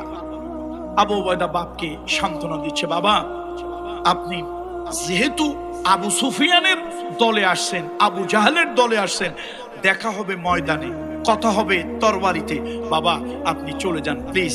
আমি রাসূলুল্লাহ সাল্লাল্লাহু আলাইহি ওয়াসাল্লামের কোনো সম্মান মেনে নিতে পারি না, অপমান মেনে নিতে পারি না। সে ঘুরে ফিরে আবার ওই একই গীত, একই গান। এরপরে শুধু তাই নয়, এবার সে একটু অ্যাডামেন্ট টাইপের হয়ে গেল, ক্ষিপ্ত টাইপের হয়ে গেল, রাসূলুল্লাহর উপরে আক্রমণের মতো অবস্থার সৃষ্টি করলো। একবার, দুইবার, তিনবার ছেলে বাবাকে সম্মান করে, যতই হোক জন্মদাতা পিতা, তো ইসলাম জন্মদাতা পিতাকে সম্মান করতে বলেছে না অসম্মান করতে বলেছে? সম্মান করতে বলেছে। নবীজি বলেছেন, হুমা জান্নাতুকা ওয়া নারুক, আল জান্নাতু তাহতা আকদামিল উম্মাহাত, মান আরাদা ওয়ালিদাইহি ফাকাদ আরাদাল্লাহ ওয়া মান আসখাতা ওয়ালিদাইহি ফাকাদ আসখাতাল্লাহ। এই যে বিররুল ওয়ালিদাইন, হকুল ওয়ালিদাইন ইসলাম বলেছে, নবী মুহাম্মদ রাসূলুল্লাহ বলেছেন না। তারপর বাপ ঘুরে ফিরে নবীর ব্যাপারে, নবীকে অসম্মান, ইহানাত সহ্য হয় না, সহ্য হয় নাই। বাপ যখন সীমা অতিক্রম করেছে, ছাড়িয়ে গিয়েছে, আল্লাহর হাবিবকে আক্রমণের জন্য উদ্যত হয়েছে, ছেলে আল্লাহর নামে এক আঘাত করেছে, দেহ ওই জায়গায় পড়ে আছে, কল্লা ছিটকে গিয়ে দূরে পড়েছে। গোটা আরবের ভিতরে বাতাসের আগে অকথা ছড়িয়ে গেল, মুহাম্মদ সাল্লাল্লাহু আলাইহি ওয়াসাল্লাম কিসের মানবতার কথা বলেন, কিসের ইসলামের কথা বলেন? সন্তানরে দিয়া বাপকে হত্যা করল, তিনি কেমন নবী? আচ্ছা, অভিযোগটা এখন কার বিরুদ্ধে? এখন আর আবু উবাইদা রাদিয়াল্লাহু তাআলার উপরে অভিযোগ নাই, অভিযোগ চলে আসছে সরাসরি কার উপরে? রাসূলের উপরে। এখন নবীজি কি বলবেন? আল্লাহর হাবিব তো কিং কর্তব্য বিমূঢ়, রাসূলুল্লাহ কি বলবেন? আরশে আজিম থেকে আল্লাহ তাআলা সূরা মুজাদালার আয়াত অবতীর্ণ করে দিলেন। কোরআনুল কারীমে আয়াত অবতীর্ণ হয়ে গেল, হে হাবিব, ঈমান যে আনে, ঈমান আনার পর তার কাছে তার দল, তার কাছে তার বাপ, তার কাছে তার সন্তান, তার কাছে তার গোত্র, এগুলি বড় হতে পারে না। ঈমানদার যদি ঈমানকে প্রাধান্য দেয়, তার কাছে প্রিয় হবে, আসল হবে আল্লাহ এবং মুহাম্মদ রাসূলুল্লাহ। সুতরাং আবু উবাইদা ইবনুল জাররাহ যেই সিদ্ধান্ত নিয়েছেন, আল্লাহ তাআলা তার এই সিদ্ধান্তে আরশে আজিমের মালিক রাজি হয়েছেন, খুশি হয়েছেন, এবং আল্লাহ তাআলা এই খুনের দায় থেকে তাকে মুক্তি দিয়ে দিয়েছেন। বন্ধুরা আমার, আবু উবাইদা রাদিয়াল্লাহু তাআলা মুহাব্বত রাসূলুল্লাহর প্রতি কেমন ছিল? উহুদের যুদ্ধ আমরা জানি রাসূলুল্লাহর মাথার মধ্যে কি ঢুকে গিয়েছিল, কথা বলেন না আপনারা? লোহার হেলমেটটা ঢুকে গিয়েছিল, ভেঙে রাসূলুল্লাহর মাথার মধ্যে ঢুকে গিয়েছিল। আহা, তিনবার রাসূলুল্লাহ বেহুশ হয়ে যান, আল্লাহ রাসূলের মাথা থেকে রক্ত বের হচ্ছে, এবং সাইয়্যিদুনা আবু বকর সিদ্দিক সিদ্ধান্ত নিলেন, রাদিয়াল্লাহু তাআলা আনহু সিদ্ধান্ত নিলেন, মাথার এই লোহার ভগ্নাংশ উঠাতে হবে এবং এই জায়গায় পট্টি লাগাই দিতে হবে, ব্যান্ডেজ করে দিতে হবে, না হলে রাসূলুল্লাহকে বাঁচানো যাবে না। তিনি সিদ্ধান্ত নিলেন এটাকে উঠাবেন, হঠাৎ পিছন দিক থেকে একটা চিৎকার, তিনি আওয়াজ শুনতে পেলেন, চিৎকার আওয়াজ। আবু বকর সিদ্দিককে আল্লাহ তাআলা জ্ঞান, বুদ্ধি, অন্তর্দৃষ্টি সব আল্লাহ দিয়েছিল। আল্লাহু আকবার বলুন। যেমন ছিলেন জ্ঞানী, তেমন ছিলেন বুদ্ধিমান, ধীমান, তেমন ছিলেন আপনার ওয়েটফুল মানুষ, দূরদৃষ্টি সম্পন্ন মানুষ। আল্লাহ আল্লাহ আল্লাহু আকবার। সাইয়েদনা আবু বকর সিদ্দিক যদি ওমর ইবনুল খাত্তাবকে তারপরে ইসলামের দায়িত্ব না দিতেন, এটা হলো তার দূরদর্শিতা, এটা হচ্ছে তার অন্তর্দৃষ্টি। তিনি যদি সাইয়েদনা ওমরকে যদি দায়িত্ব না দিতেন, তাহলে ইসলাম 30 লক্ষ বর্গমাইল এরিয়া পর্যন্ত পৌঁছতে পারত না। সাইয়েদনা আবু বকর ছিলেন অন্তর্দৃষ্টিওয়ালা মানুষ, অন্তর চোখের মানুষ, বাতিনি চোখের মানুষ। হযরত আবু বকর সিদ্দিক বলেন, এই নবীজির সাহাবারা কেউ সামনে আগাবে না, কেউ আগাবে না। আবু উবাইদা ইবনুল জাররাহ, তাআল হেনা, আসো আমার কাছে আসো। নবীজির মাথা থেকে লোহার ভগ্নাংশ উঠানোর দায়িত্ব তোমাকেই দেয়া হলো। কেমন ভালোবাসা আল্লাহ নবীর উপরে। কোন কাপড় দিয়া নবীর রক্ত পরিষ্কার করব না, এই কাপড়ের আঘাত নবীর গায়ে লাগতে পারে, কোন ন্যাকড়া দিয়ে, ঘাস দিয়ে করব না। রাসূলুল্লাহর মাথার রক্তগুলি বন্ধ হচ্ছে না, শরীরের মধ্যে রক্ত। আবু উবাইদা ইবনুল জাররাহ আল্লাহর হাবিবের এই অবস্থা দেখে নিজের জিহ্বাটা দিয়ে চেটে চেটে রাসূলুল্লাহর রক্ত পরিষ্কার করতেছে। নিজের জিহ্বা দিয়া রাসূলুল্লাহর রক্ত মোবারক পরিষ্কার করলেন। এবার তিনি মনে মনে ভাবলেন, আল্লাহ নবীর ওই কয়রাটা, লোহার ভগ্নাংশটা উঠাবেন, তিনি এমন জোরে একবার কষ্ট দেবেন, একবার কষ্ট দেবেন। এই লোহার কয়রাটা যদি কোনো কিছু দিয়ে আটকায় ধরা হয়, দাঁত দিয়ে কামড়ানো হয়, যতবার টান দেব, যতবার টান দেব, নবীজি ততবার কষ্ট পাবে। নিজের ডেকে বলেন, ও আবু উবাইদা, ও আবু উবাইদা, তোমার জান চলে যায়, যাক, তুমি কষ্ট পাও, কিন্তু হাবিবে কিবরিয়া রহমাতুল লিল আলামিন আল্লাহর হাবিবকে একবারের বেশি 2 বার তুমি কষ্ট দিতে পারবে না। এই বলে তিনি নবীজির মাথার রক্তগুলি জিহ্বা দিয়া চেটে চেটে পরিষ্কার করে, এরপরে ওই ভগ্নাংশের মধ্যে, লোহার ভাঙ্গা অংশের মধ্যে দাঁত দিয়া জোরে কামড়ায় ধরে আল্লাহু আকবার বলে এমন জোরে ঝটকা জোরে একটা টান মারলো। সঙ্গে সঙ্গে আবু উবাইদা ইবনুল জাররাহ 2টি দাঁত শহীদ হয়ে উহুদের ময়দানে পড়ে গেল। নবীজির মাথা থেকে লোহার কয়রাটা উঠে গেল, ফিনকি দিয়া রক্ত বের হতে লাগলো। খেজুরের সাটাই পোড়াইয়া ছাই বানাইয়া ওই ছাই দিয়া নবীর মাথায় পট্টি লাগায় দেওয়া হলো, ব্যান্ডেজ করে দেওয়া হলো। বন্ধুরা আমার, কি ভালোবাসা নবীর জন্য। আরে তুমি তো মুসলমান মুনাফিক, তুমি মুসলমান মুনাফিক, তোমার থেকে আল্লাহর হাবিবের চাচা কাফের যদিও আবু তালেবের ভালোবাসা তুমি মুসলমান থেকে অনেক বেশি ছিল, তুমি মুসলমান অনেক বেশি ছিল।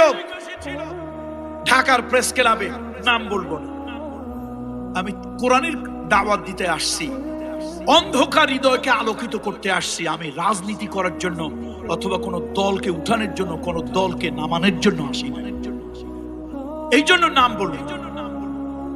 ঢাকার প্রেস ক্লাবের একজন সাংবাদিক নেতা, নাম বলে আপনারা একেবারে চিনে ফেলবেন। কপালের মধ্যে বোধহয় 1.5 না 1.25 থেকে 2.5 ইঞ্চি নামাজের দাগ কপালে, কপালের ভিতরে নামাজের দাগ। যখন শাহবাগের ব্লগারদেরকে নিয়ে কথা হচ্ছিল, ভাইরা আমি তো অত বড় শিক্ষিত না, ঢাকা বিশ্ববিদ্যালয়ের বারান্দায় জীবনের 7টা 8টা 9টা বছর কিছু তো ঘুরছি। ব্লগে আমার দেশের ব্লগাররা রাসূলুল্লাহকে নিয়ে, আম্মা জান আয়েশাকে নিয়ে, মা খাদিজাকে নিয়ে যে ভাষা লিখেছে রাসূলুল্লাহকে নিয়ে, এগুলা কোন মায়ের বৈধ সন্তান, একমাত্র বেশ্যালয়ের কোন জারো সন্তান ছাড়া, পতিতালয়ের কোন জারো সন্তান ছাড়া রাসূলুল্লাহর নামে এত কুরুচিপূর্ণ লেখা লিখতে পারে না। আপনারা ঠিক তো আন্দাজে বলেন, পড়াশোনা করে তো বলেন। হুজুররা কইছে বাস জোশের ঠেলা, ঠিক একটু পড়াশোনা করতে হয়। এই মুসলমান, ইসলামের প্রথম আয়াত নামাজ পড়ো না, ইসলামের প্রথম আয়াত রোজা রাখো এটা না, ইসলামের প্রথম আয়াত হজ করো এটা না, ইসলামের প্রথম আয়াত যাকাত দাও এটা না, ইসলামের প্রথম আয়াত রাসূলুল্লাহর প্রতি এসেছিল ইকরা। ইকরা নবী বলেছিলেন মা আনা বিকারিন, এবার জিবরাইল বলেছিল ইকরা বিইসমি রাব্বিকাল্লাযী খালাক। The more you read the more you learn, যত পড়বে তত শিখবে। আজকে মুসলমানের সন্তান, মুরব্বীরা পড়াশোনা করে না। হ্যাঁ, মুরব্বীরা কাজ একটা করেন, ওই চায়ের দোকানে যায় 2 টাকার চা খায়, আজাইরা 6 টাকার পেশাল পারে, আর যুবক পোলাপানের সাথে যত সিনেমা টেলিভিশন দেখে। এই বাংলাদেশের মধ্যে সব থেকে এই রোগটা বেশি নোয়াখালী আর কুমিল্লায়। রাগ করেন না প্লিজ। আল্লাহ তো আমাকে বাংলাদেশের টেকনাফ থেকে তেতুলিয়া এক প্রান্ত থেকে আরেক প্রান্ত পর্যন্ত নেয়। অন্যান্য জেলায় এই রোগ আছে, তবে নোয়াখালী আর কুমিল্লায় মারাত্মক ভাবে অর্ধেক কবরে চলে গেছে। এখনো সিনেমা 2 টাকার চা খাইতে গিয়ে দোকানে ঘন্টার পরে ঘন্টা যুবক পোলাপানের সাথে আড্ডা দিতেছে, নায়ক নায়িকাকে জড়িয়ে ধরছে, আদর করতেছে। এই জিনিসগুলি বুড়ো বয়সে বাচ্চা কাচ্চার সাথে দেখে। এই সমাজে বড়র সম্মান, ছোটর স্নেহ থাকবে কেন? এগুলি তো আপনারা হত্যা করেছেন। রাসূলুল্লাহ সাল্লাল্লাহু আলাইহি ওয়াসাল্লাম আল্লাহর হাবিব বড়কে সম্মান করতে বলেছেন। আল্লাহর নবী ছোটকে স্নেহ করার জন্য রাসূলুল্লাহ সাল্লাল্লাহু আলাইহি ওয়াসাল্লাম বলেছেন বড়কে সম্মান করবে, ছোটকে কি করবে? স্নেহ করবে। বলতেছিলাম বন্ধুরা আমার, রাসূলুল্লাহর প্রতি ভালোবাসা, আল্লাহর হাবিবের প্রতি ভালোবাসা। আরে আপনি আর আমি কেমন মুসলমান? ব্লগের ভিতরে লেখালেখি হলো, সে লেখা আমি নিজে পড়েছি। ওই ভদ্রলোক, তাকে একটা ইন্টারভিউতে জিজ্ঞেস করা হলো, তিনি তার দলীয় কারণে, তার পদের কারণে, রাষ্ট্রের থেকে সুযোগ সুবিধা পাওয়ার কারণে তিনি এটাকে দারুণভাবে ডিনাই করলেন, রিফিউজ করলেন, অস্বীকার করলেন। আমার কাছে মনে হলো আব্দুল্লাহ ইবনে উবাই মাথার মধ্যে পাগড়ি ছিল, গায়ের মধ্যে জামা ছিল, বিশ্বনবী তার জানাজা পড়েছে, তার সন্তানের কান্নায় আল্লাহর হাবিব তার গায়ের জামা দিয়া তাকে কাফন পরিয়ে দিয়েছে। ছেলের কান্নাকাটিতে নবীজি তার কবরে নামলেন। আল্লাহর নবী একটু চালাকি করলেন, রহমতের নবী তো, দয়ার নবী তো, একটু চালাকি করলেন। আব্দুল্লাহ ইবনে উবাই ইবনে সুলুলের কবরে নেমে নবীজি ভাবলেন রহমতের নবীর ছোঁয়া যদি কবরের মাটিতে লাগে, গায়ের ছোঁয়া, তাহলে এই কবরের মাটি আব্দুল্লাহ ইবনে উবাইকে আযাব দেবে না। নবীজি যখন লাশটাকে রেখে আল্লাহর হাবিব যখন কবর থেকে উঠবেন, নবীজি একটু এরকম একটু ডলা দিলেন। ডলা মানে পিঠ দিয়ে কবরের মাটিকে ডলা দেওয়া। কবরের মাটির সাথে রাসূলুল্লাহর গায়ের স্পর্শ লাগুক, আর সে আজিম থেকে আল্লাহ দেখলেন। কে দেখতেছে? আল্লাহ দেখতেছে। হাবিব, আপনি তার জানাজা এসেছেন সন্তানের চোখের পানির কারণে। বাপটা কাট্টা মুনাফিক, কিন্তু ছেলেটা ছিল কাট্টা ইমানদার। আল্লাহু আকবার, টাটকা ইমানদার ছিল ছেলেটা, মুনাফিকের কিচ্ছু ছিল না। কিন্তু বাপটা বিশ্ব সেরা বাটপার। বাপটা কি কথা কয় না? বাপটা কি বিশ্ব সেরা বাটপার। সন্তানের কান্নায় সন্তানটা খালেস মুমিন, খালেস নির্ভেজাল মুমিন। ছেলের কান্নায় নবীজি, রহমতের নবী তো, কিসের নবী? রহমতের নবী, দয়ার নবী, মায়ার নবী। হৃদয়টা বড় প্রশস্ত, সমুদ্রের থেকে আমার হাবিবে কিবরিয়ার হৃদয়টা আরো বড়। ব্যথা পেয়েছেন, ব্যথা দেন নাই, আঘাত খেয়েছেন, কাউকে আঘাত করেননি। নবীজি নির্যাতিত হয়েছেন, সেই মানুষগুলোকে দাঁড়িয়ে রাসূলুল্লাহ বলেছেন ইউসুফ আলাইহিস সালাম তার ভাইদেরকে যেরকম ক্ষমা করেছিল, আজকের এই দিনে আমি পারলে প্রত্যেককে তার প্রতিশোধ নিতে পারতাম। আমি মুহাম্মদ রাসূলুল্লাহ, মুহাম্মদ ইবনে আব্দুল্লাহ, সেই প্রতিশোধ দিলাম না। ইউসুফ আলাইহিস সালামের মতো তোমাদেরকে আমি ক্ষমা করে দিই। কি হৃদয় আল্লাহ তাকে দিয়েছে! আল্লাহু আকবার। বলতেছিলাম ছেলের কান্নায় জানাজায় গেছে, ছেলের কান্নায় নবীর গায়ের জামা দিয়ে তার কাফন পড়াইছে। ছেলের কান্নায় ইয়া রাসূলুল্লাহ আমার বাপের কবরে আপনি একটু নামেন। নবীজি নামছে। এখন মায়ার দয়ার নবী তো, মনের মধ্যে যে কোনো ভাবে একটু আল্লাহ মাফ করুক, কবরের আযাবটা না হোক। কবরের মধ্যে নেমে একটু পিঠ দিয়ে ডলা দিয়া এবার রাসূলুল্লাহ সাল্লাল্লাহু আলাইহি ওয়াসাল্লাম উঠতে গেলেন। আরশের মালিক আল্লাহ জানিয়ে দিলেন, হাবিব আপনি যদি তার জন্য 1000 বার 70 বার যদি তার জন্য তওবা করেন, মাফ চান, আমি আল্লাহ তাআলা এই জালিম, এই নাফরমান, এই বেঈমান, এই শয়তান, এই দাড়িওয়ালা, এই টুপিওয়ালা, এই জুব্বাওয়ালা, এই তথাকথিত মসজিদে জানেওয়ালা, আমি আল্লাহ তাআলা এই নাফরমানটারে মাফ করব না। তাহলে আবু লাহাব, আরে আবু তালিব কাফের ছিল, কিন্তু নবীজি কি এক দিনের জন্য তিনি ছেড়ে বিপদে ছেড়ে কোথাও যান? শিয়াবে আবি তালিব, শিয়াবে আবি তালিব, আল্লাহ তো প্রতি বছর আমাকে সৌদি আরব নিয়ে যায়, ওখানে যখন তাকাই মনটা ব্যথায় ভরে ওঠে। এই দুনিয়ায় যত নিষ্ঠুরের জেলখানা হোক, 24 ঘন্টায় একবার হলো খাবার দেয়, পানি দেয়। আমার হাবিবে কিবরিয়া রহমাতুল লিল আলামিনকে ওই শিয়াবে আবি তালিব 36 মাসের উপরে নবীজিকে রাখা হয়েছিল। খাবার পানি কোনো কিছু দেওয়া হয় নাই, মাথার উপরে ছাদ ছিল না, নিচে কোনো নরম বিছানা ছিল না। এই জায়গায় কেমন করে রাসূলুল্লাহ সাল্লাল্লাহু আলাইহি ওয়াসাল্লাম ছিলেন? এই কঠিন কষ্টের মধ্যেও নবীজি একদিন লক্ষ্য করে দেখতেছেন 3 মাথাওয়ালা একটা লোক। কয় মাথাওয়ালা? মানুষের মাথা কয়টা? নবীজি দেখতেছেন কয় মাথাওয়ালা লোক? 3 মাথাওয়ালা লোক। নবীজি অবাক হয়ে, রহমাতুল লিল আলামিন অবাক হয়ে কাছে গেলেন যে 3 মাথা কেন? আল্লাহ নবী কাছে গিয়ে দেখেন এই লোকটা তার চাচা আবু তালিব। আসলে 3 মাথা নয়, ক্ষুধার যন্ত্রণায় কষ্টে কষ্টে না খাইয়া পেটটা পিঠের সঙ্গে লেগে গিয়েছে, বুকের হাড্ডি গুলো বের হয়ে গেছে, শরীরের হাড়গুলি চামড়ার সাথে আছে, গোশত নাই। এই 2টা হাঁটু উপরের দিকে, আর মাথাটা ঠিক করে রাখতে পারেন না। 2 হাঁটুর মাঝখানে মাথাটা, দূরের থেকে দেখলে মনে হয় যেন 3 মাথা। নবীজি চিন্তা করলেন, কাছে এসে দেখেন 2টা পা উঁচু হয়ে আছে, 2টা হাঁটু উঁচু হয়ে আছে, 2 হাঁটুর মাঝখানে মাথাটা ঢুকে গিয়েছে, সোজা হয়ে মাথাটা দাঁড়া করতে পারছেন না। নবীজি এই দৃশ্যটা দেখে আর বরদাস্ত করতে পারলেন না, হু হু করে রাসূলুল্লাহ কেঁদে ফেললেন। কেন? আল্লাহর নবী মায়ের গর্ভে থাকা অবস্থায় বাবাকে হারিয়েছেন, মায়ের গর্ভে থাকা অবস্থায় বাবাকে হারিয়েছেন। তারপরে 4 বছর বয়সের সময় মাকে হারিয়েছেন। আরে আল্লাহ নবীর 8 বছর বয়সের সময় দাদাকে হারিয়েছেন। মুহাম্মদ রাসূলুল্লাহ সাল্লাল্লাহু আলাইহি ওয়াসাল্লাম বড় কষ্টে ক্লেশে মানুষ হয়েছেন। আরে ক্ষুধার যন্ত্রণা সহ্য করতে না পেরে মরুভূমি মরুদ্যানে গিয়ে একাকী ঘুরে বেরিয়েছেন। এই দুনিয়া আমরা এতিম বলি। এতিম কারে বলি? বাপ আছে তো মা নাই, মা আছে বাপ নাই, ভাই আছে বোন নাই, বোন আছে ভাই নাই। আমার রহমতের নবী মায়ের পেটের ভাই নাই, একটা বোন নাই, অসুস্থ হলে কম্বলটা গায়ে দেওয়ার কেউ নাই, 1 গ্লাস পানি ঢেলে দেওয়ার মতো আপনজন কেউ নাই। চাচা আবু তালেব, এই চাচা হলো তার অভিভাবক, গার্ডিয়ান। আবু তালেবের চুলায় আগুন জ্বলে রাসূলুল্লাহর পেটে খাবার গিয়েছে, আর আবু তালেবও ছায়ার মতো রাসূলুল্লাহকে রেখেছেন। একদিন এক লোক জিজ্ঞেস করছে, আবু তালেব তোমার কি হইল? তোমার যে এতগুলি বাচ্চা কাচ্চা, তোমার নিজের সন্তানগুলোরে তুমি দূরে রাখো, আর ওই যে তোমার ভাইয়ের ছেলে মুহাম্মদকে তুমি বুকের কাছে নিয়ে রাত্রে ঘুমাও, কারণটা কি?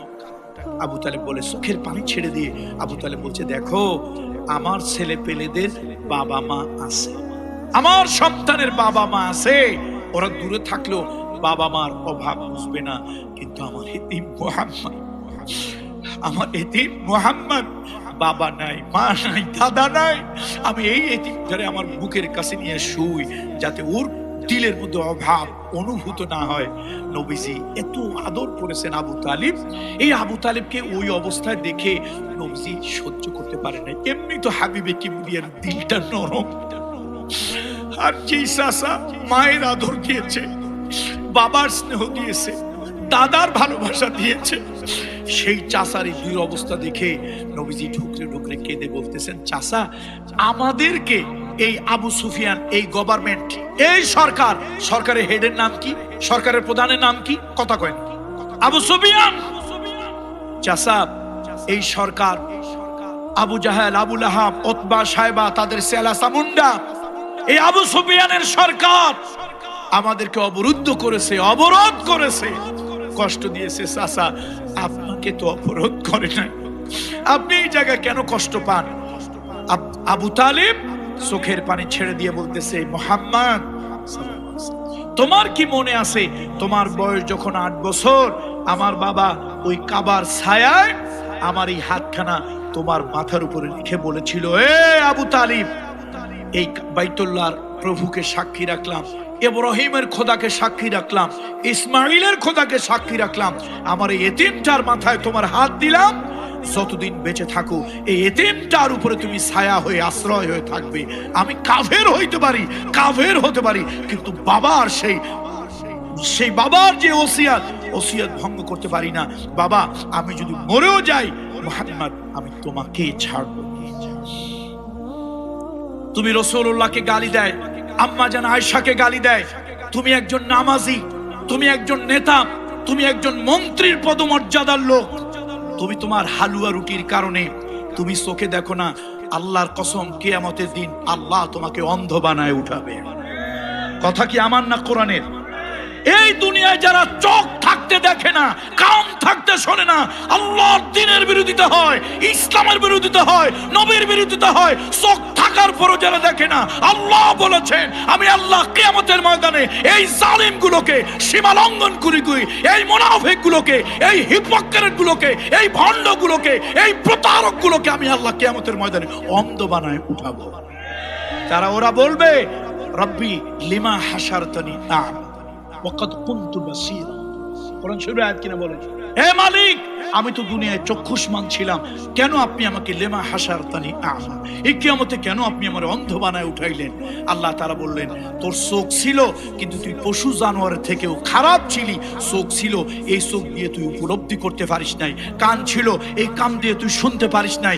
তোর দিল ছিল, এই দিল দিয়ে তুই উপলব্ধি করতে পারিস নাই। আজকে আমি আল্লাহ এই জন্য তোরে কানা, বোবা, বয়রা বানায় কিয়ামতের ময়দানে উঠাইলাম। এই জন্য আসুন, রাসূলুল্লাহর ভালোবাসার হৃদয় থাকবে। দুনিয়ার সব কিছু থেকে আমার কাছে বড় কে? আল্লাহ হলেন আমার রব, রাসূলুল্লাহ হলেন আমার নবী, হাবিবে কিবরিয়া।